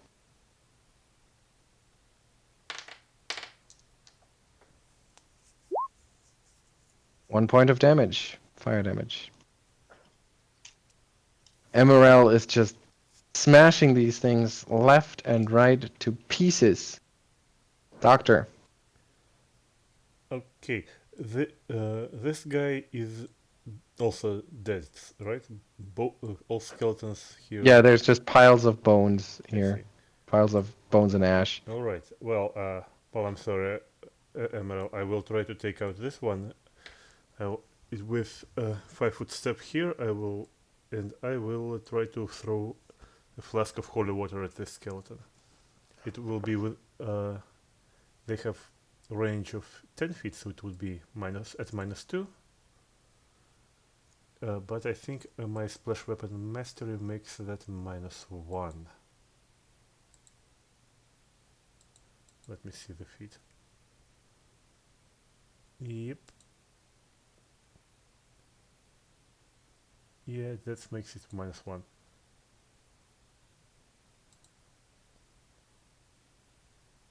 And this will go as basically it's the same attack modifiers. So I will use this attack. So it will be 24 to hit. That's a hit. And I wrote the damage for holy water into the holy water itself. So it's 7 points of holy water damage. So that one goes boom. Emaṛel, reflex save. 2 points of damage. And then it is this burning skeleton's time to be destroyed as it charges here around. Evelyn, your turn. Okay.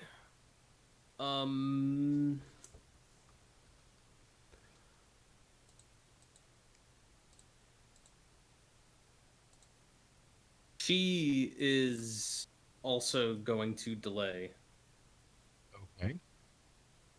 Then we have another one down here, which goes 1, 2, 3, 4, 5. Can't make it. Without, so yeah, so that's an attack of opportunity for Emaṛel.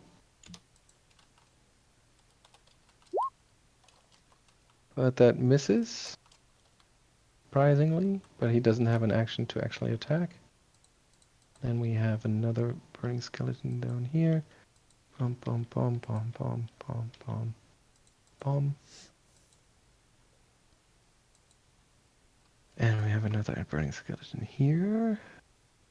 Whoop, whoop, whoop, whoop, whoop, whoop. And we have one more burning skeleton here. Whoop, whoop, whoop, whoop. Attack of opportunity for Emaírel. And Last this is one, the right? last one, yeah. Mhm. But it's enough to take it out. And another reflex save. Just like an elf in a pottery store. Yeah, you smash it to pieces once again. It goes up in this fiery burst, and it's 3 points of damage. And we have one more skeleton down here. Boom. Gets all the way up here. And then it's Gaia's turn. Okay, just. Well, Geier will have a. Sorry, you're starting adjacent to it. So you take 1d6 points of fire damage because it's so intensely hot around the skeleton, but it's only 1 point. And then- I'm dead. So Geier will have a nice conversation with this creature, and I will command it, taking a bit of splinters of bone and crushing it in my hands and Okay, commanding it. Suggest taking a 5-foot step first. Sorry. That's a good idea. Whoop, 5-foot step, and then I will cast Command Undead. Mm-hmm. And a question about that, because it's a DC 18 will save, but I have the Mythic spell focus. That is already factored in. Ah, okay. So a DC 18 will save, you say. Failed. Big time. Which means, what can you do now? I can command it. Non-intelligent undead creature gets no saving throw, actually, so it didn't even get a Will chance. not attack me. I can give it orders. Yeah, you can. Your basic commands: come here, go there, fight, stand Yeah. still, and so on. So I'm gonna tell it to, because they explode, right? That looks like it. Whenever they step next to Emaírel, they explode. Yeah. So I'm gonna send it to Emerald. No, I'm gonna send it towards its friend here and hope that we have a similar reaction. Okay. Then when its turn comes up again, if its turn comes up again, please remind me of that. I will command it actually to basically follow this creature. Follow. So, well, I mean, or hug that creature. Okay. Try to hug, friendly hug. Yeah, sure. And so if that creature moves, hopefully, it would be like, "Hey, buddy," and yeah. Okay. The lady that was Evelyn will jump Oh. in before. okay.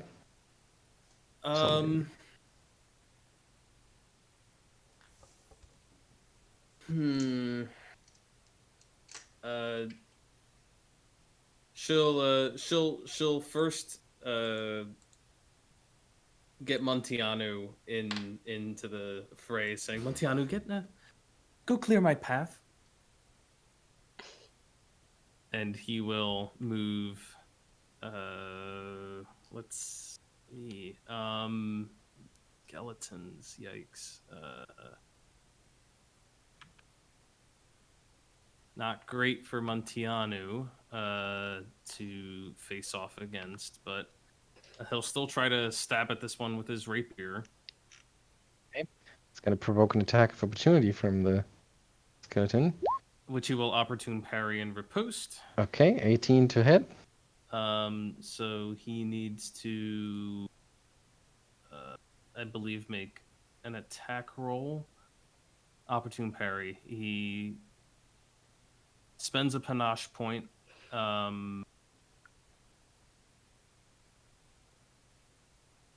He makes an attack roll as well. Okay.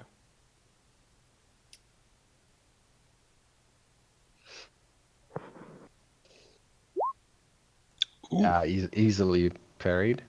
Does he riposte? And then I think he would need to spend another. I think it's just if you have panache left. If he has And at least then- one panache point left, yes, he can take an immediate action and attack the creature whose attack you just parried, provided the creature is within reach. Yeah, so he will just get the riposte in, which is another attack.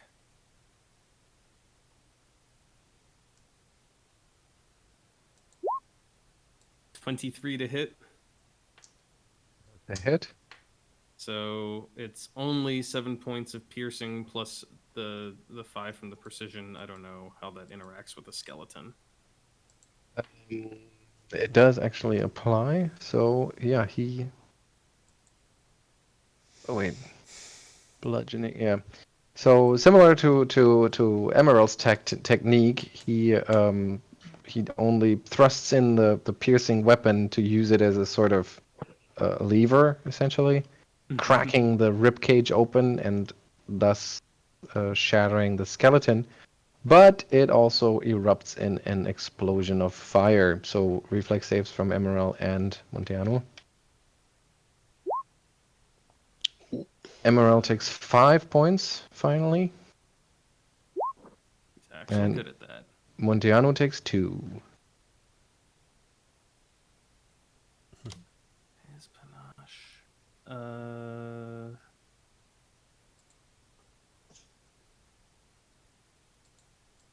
Number panache.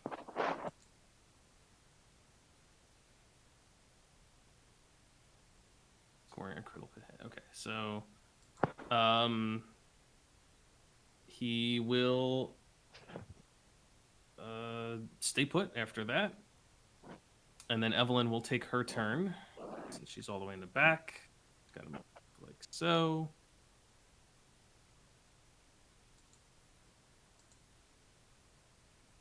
And then she will use another mythic, more mythic power to cast a spell on herself called Jester's Jaunt, which will allow her to move another 30 feet forward without provoking any attacks.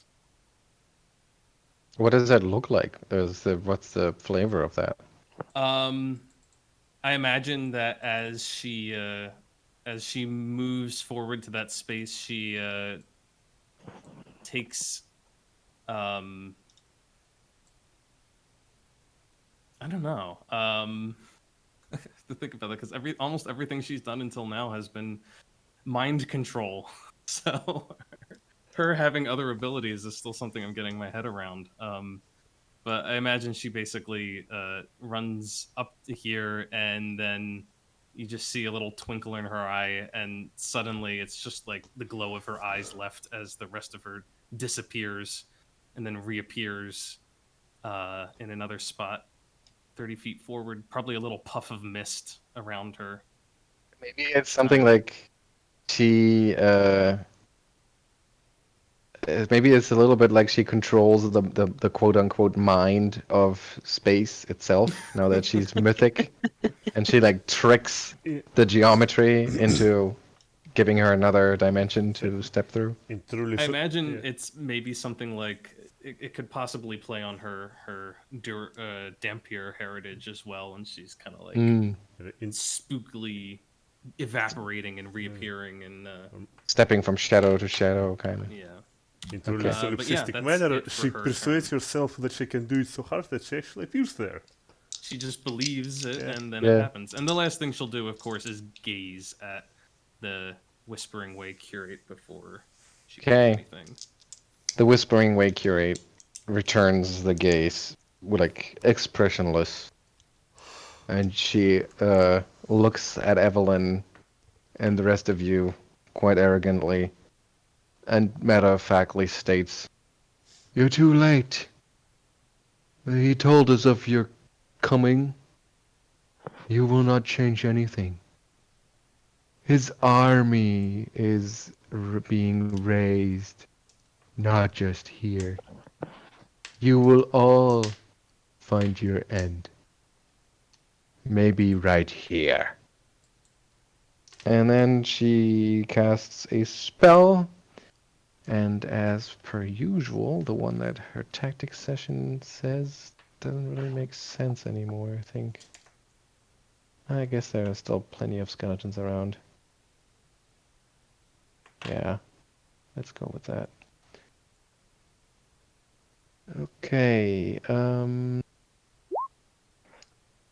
she cast this spell after moving into position, which would be something like... what's a good position for that? 25 plus 5 per 2. 6 squares. So here. And then to get as many of the skeletons as possible, 20-foot radius emanation.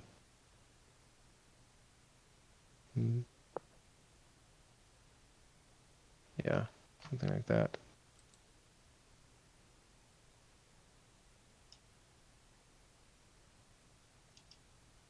Foot emanation.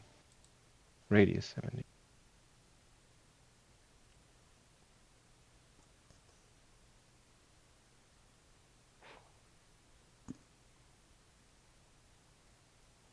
Ten, 20. 10, 20, 30, 40. 40. 10, 20, 30, 40. Yeah. And move it here. Something like this. Okay. So she cast that, and that's her turn. And then the skeletons are up again. So this one moves bum bum bum bum here. And attacks Evelyn. Swinging its broken scimitar at her 19 to hit. Her AC, yes, that is a hit. Oh, right, and they actually get a bonus, so it's 20 and then plus 1 on all damage. So it's 6 points of regular damage plus 2 fire. Okay, -8. Okay, that was its turn. And then it's Emerald's turn. Emaírel is going to do a bit too late what he should have done before and cast Resist Energy.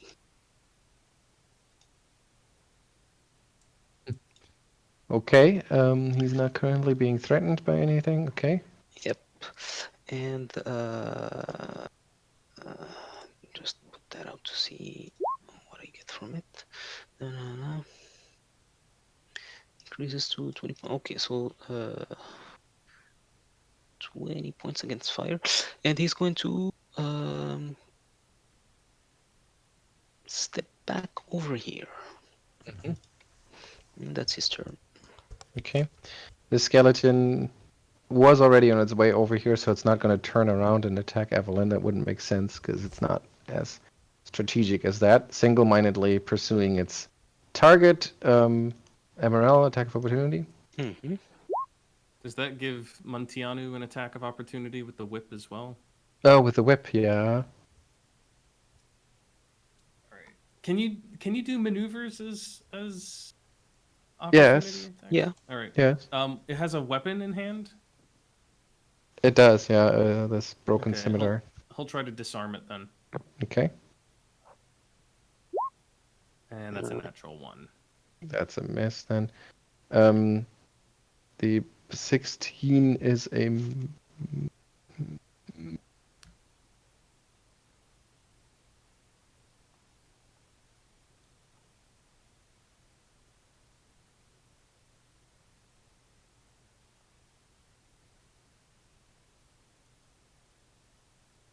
but not against AC. So it's just exactly a hit. Which means you smash the skeleton to pieces as well, and another reflex save from Montiano and Emaírel. Emaírel has resist 20 to fire, so I imagine. Yeah, that will be enough.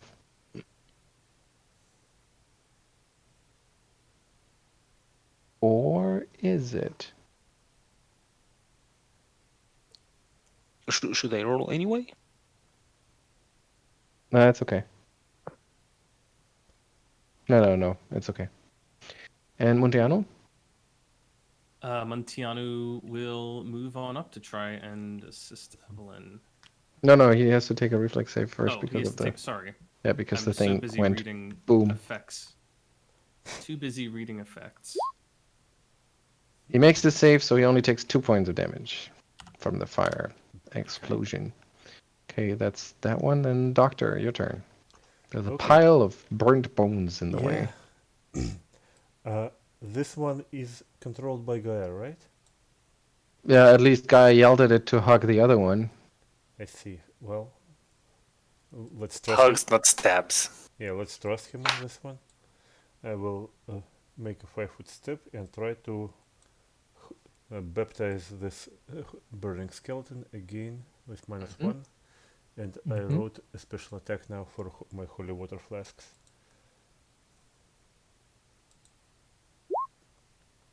That's a hit.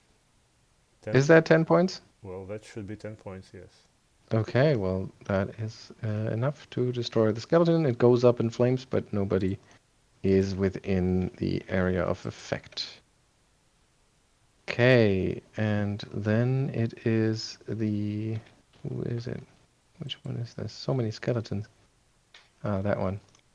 That one is going to go for Geier, running past the other skeleton. That will provoke. Does that from provoke, Montiano. right? Oh, And right. for my skeleton, my huggy skeleton. No, you told it to hug him. You never told him to attack him. So it's not. It's going to do exactly what you said. It It's will actually. provoke- It's gonna try. It's gonna do a grapple as its attack opportunity. Oh Yeah, no, that's gonna blow in my face in a very literal sense. that's Montiano is gonna use his whip to try and hit it, though he has combat reflexes. okay. When he leaves, when it leaves this square, because otherwise it had cover this whole way. Okay. If go you for say it. so, he'll try again. This time, not disarming, but attempting to trip. Mm-hmm. 23. Okay, so you trip it. It lands prone. Bam. In this square. I think Emaṛēl should get an AO too. Yes. Let's see. That's enough to destroy it. And as whoops, wrong one. And as Emaṛēl breaks it apart with his branch spear, the other skeleton kind of piles on top of this, trying to hug the prone one. Oh no. So Oh no. yeah, and then the one that is prone goes up in flames. Boom. Reflex save for Montiano because Emaṛēl doesn't care. Emaṛēl doesn't care. Emaṛēl don't care. Another 3 points of damage for poor Montiano.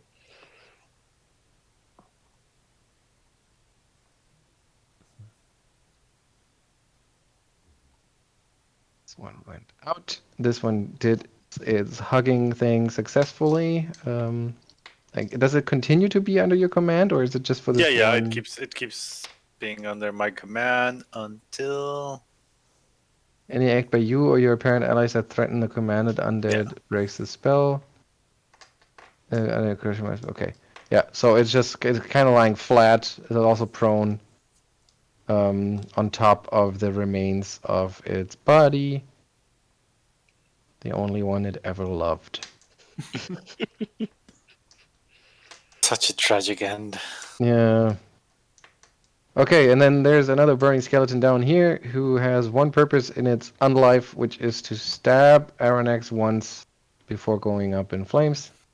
But Emaṛēl gets an attack of opportunity first. Yep. Probably. Oh, actually not hitting. And then the skeleton gets to attack Arronax and rolls a 2. Yeah, no. So thanks. Great. Yeah, thanks Which to one is my this? mutagen and my new amulet, my armor class is 22, and that even before I drink barkskin and shield extracts. Yeah, I'm pretty sure a 2 is less than 22. Yeah. The one that hugged or tried to hug the other skeleton kind of confusedly tries to get up, provoking. Yep.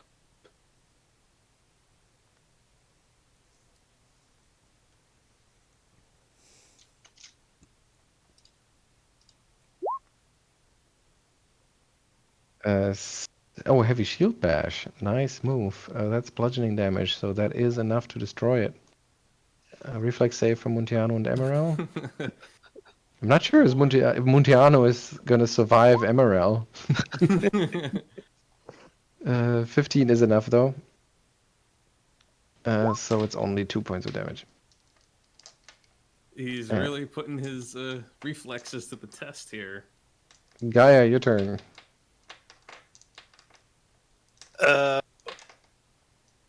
Wait, did my skeleton lay down and With- die? It tried to get up after hugging the other one, and then Yeah. Emaírel smashed it to pieces. Fair enough. In that case,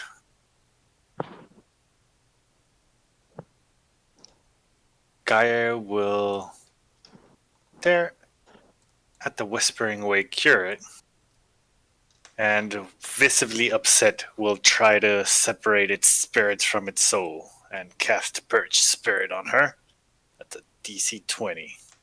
Is she within reach for that? For within a range? It's for that? 100. It's 100 Oh, yeah. feet plus 10 feet per level. So yeah, Yep, excellent. So it's a will save for her. Please DC don't 20. kill her. I doubt this. She's got a -3 from the gaze. So that's a from the stare. That's a 13 then. She takes 8d6. I don't know how many hit points she has. She's a spellcaster. She might not be that tough.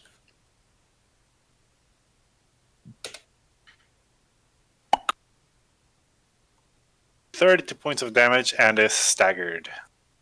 First 2 points and she's staggered. Yeah, she's visibly staggered as she like stumbles back. I think it should have been more damage because Sangim gives me +1 3, 5. caster level. Let me see. So Purge Spirit has. You are caster level 9 for this spell. So it's 1d6 per caster level, so it's 96. Yeah, so you should give yourself another one. 1d6.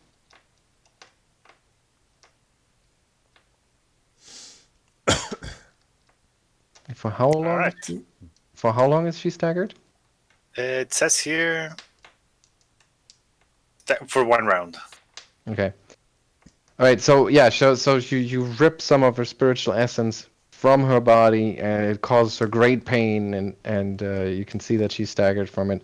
But she mostly it hardly even registers. Her face is just a mask. But it's definitely hurting her. She just doesn't let it show. Muntiano. Muntiano is gonna run up here. Creatures still get attacks of opportunity when they're prone, right? Yes. They just get a penalty. They just get a penalty. In that case, Muntiano will just run up here and try to stab this thing. Okay, so there are literally piles of bones here, so I'm gonna count this as difficult terrain. Does that make a difference for him? Sense. 10. Can he go into the square where the barrel is? Yeah. Okay, so that would be 10, 15, 25, 30. He can still get there. Okay. And he will do the thing he does. He'll try to stab at him. Yeah, I don't have anything else that would assist, so he's just gonna stab. 25 to hit. Okay. Once again, piercing damage is not the best way, but the precision and the thrust of it make it work. Evelyn and Muntiano reflex save. Muntiano. And That's good. Evelyn.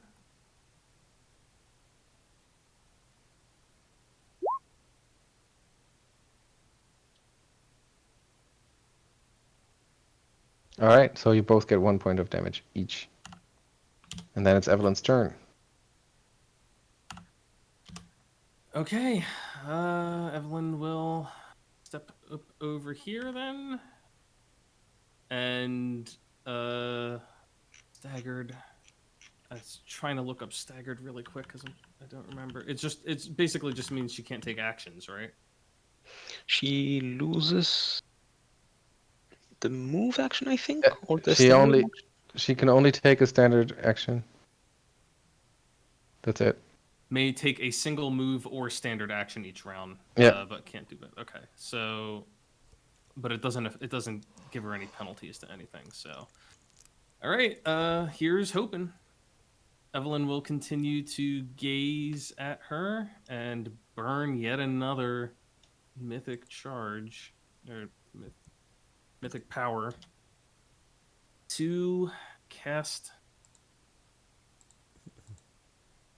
this. Sorry. That's okay, but I forgot that the skeleton is also going to attack Muntiano when he attacks it. Oh, okay. So that's we're just gonna retrofit that real quick. And come on. Cheats not showing.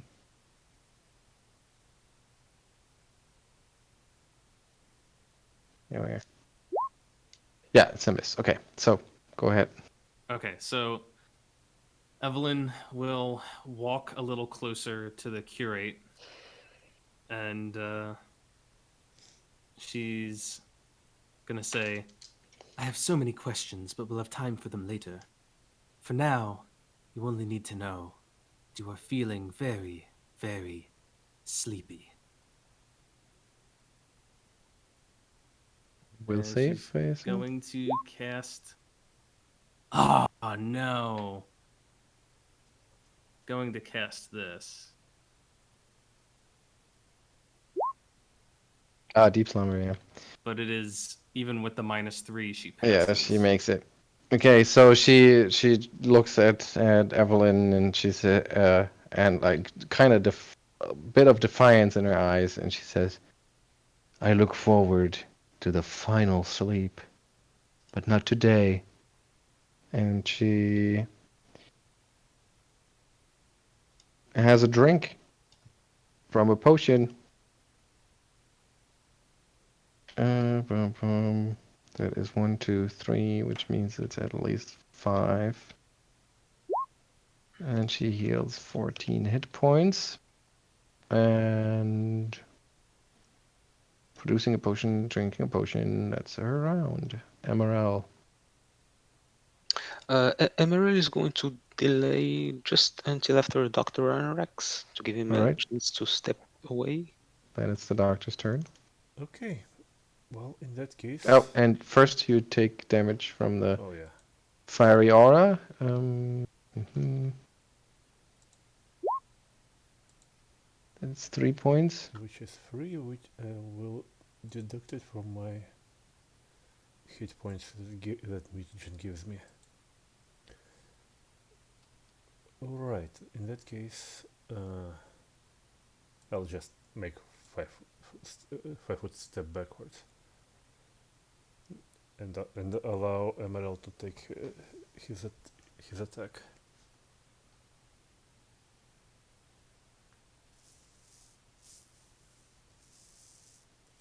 I think he's dead. Yeah.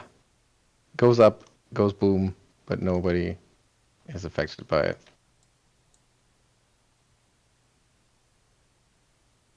All right.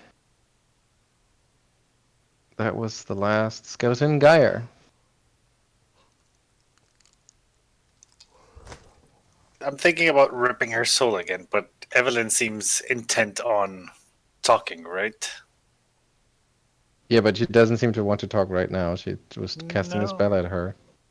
Has Geier seen her cast any kind of spells The apart lady? from apart from the potion she just drank? Well, I mean, she cast. I don't think you saw her when she cast that because there was so much going on. Yeah, that's what I mean. But I mean, give me a spellcraft check. Why not? Would that count as an action? No. Okay. Spellcraft check right away, sir.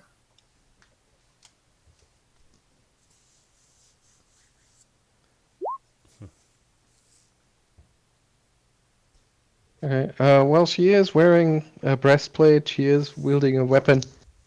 Okay. So in that case, I'm gonna cast. Geier is gonna move forward 25 feet plus 5 feet per level. Yeah, Geier is gonna move.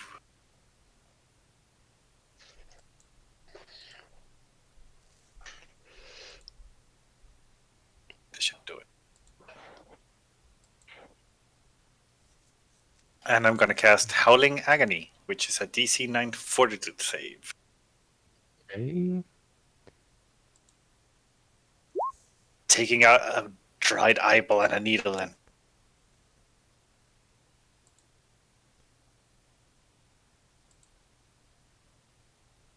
And she is racked with pain. And because of the pain, she takes a -2 penalty to AC, attacks, melee damage, reflex saving.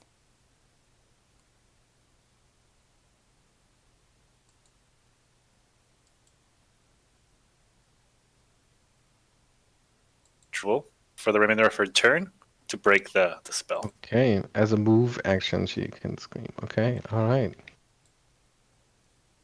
Monteano. But I saw her being quite serious, so I'm figuring she's not the screaming type. What sort of weapon is she wielding? A scythe. That's right.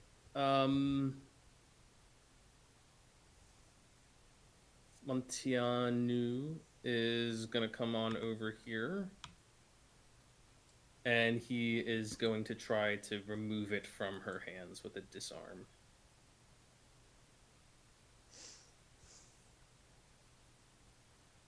Oh, that is the wrong character sheet. Hang on. She also, from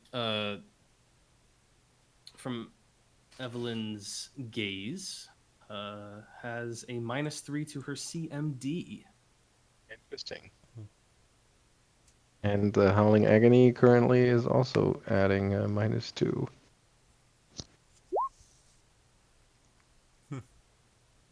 Why couldn't I roll that with a melee attack with the with the rapier?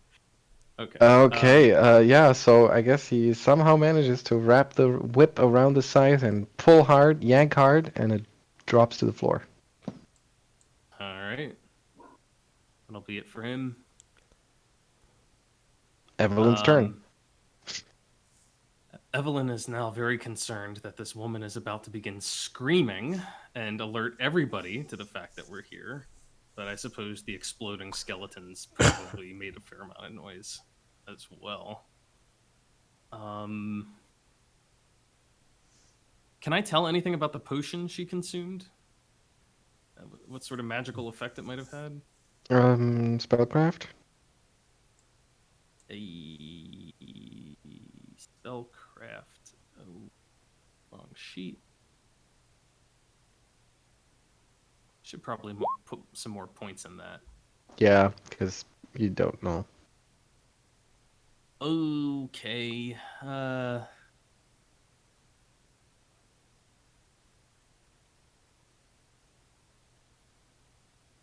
Evelyn says, well, if you want to do this the boring way, we'll do it the boring way. And she's still staring, and she is going to cast everybody's favorite level 2 spell.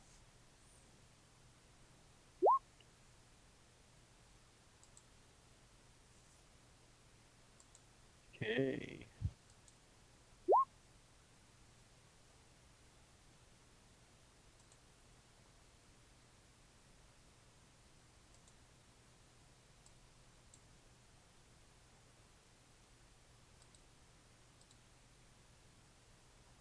Move action for Evelyn?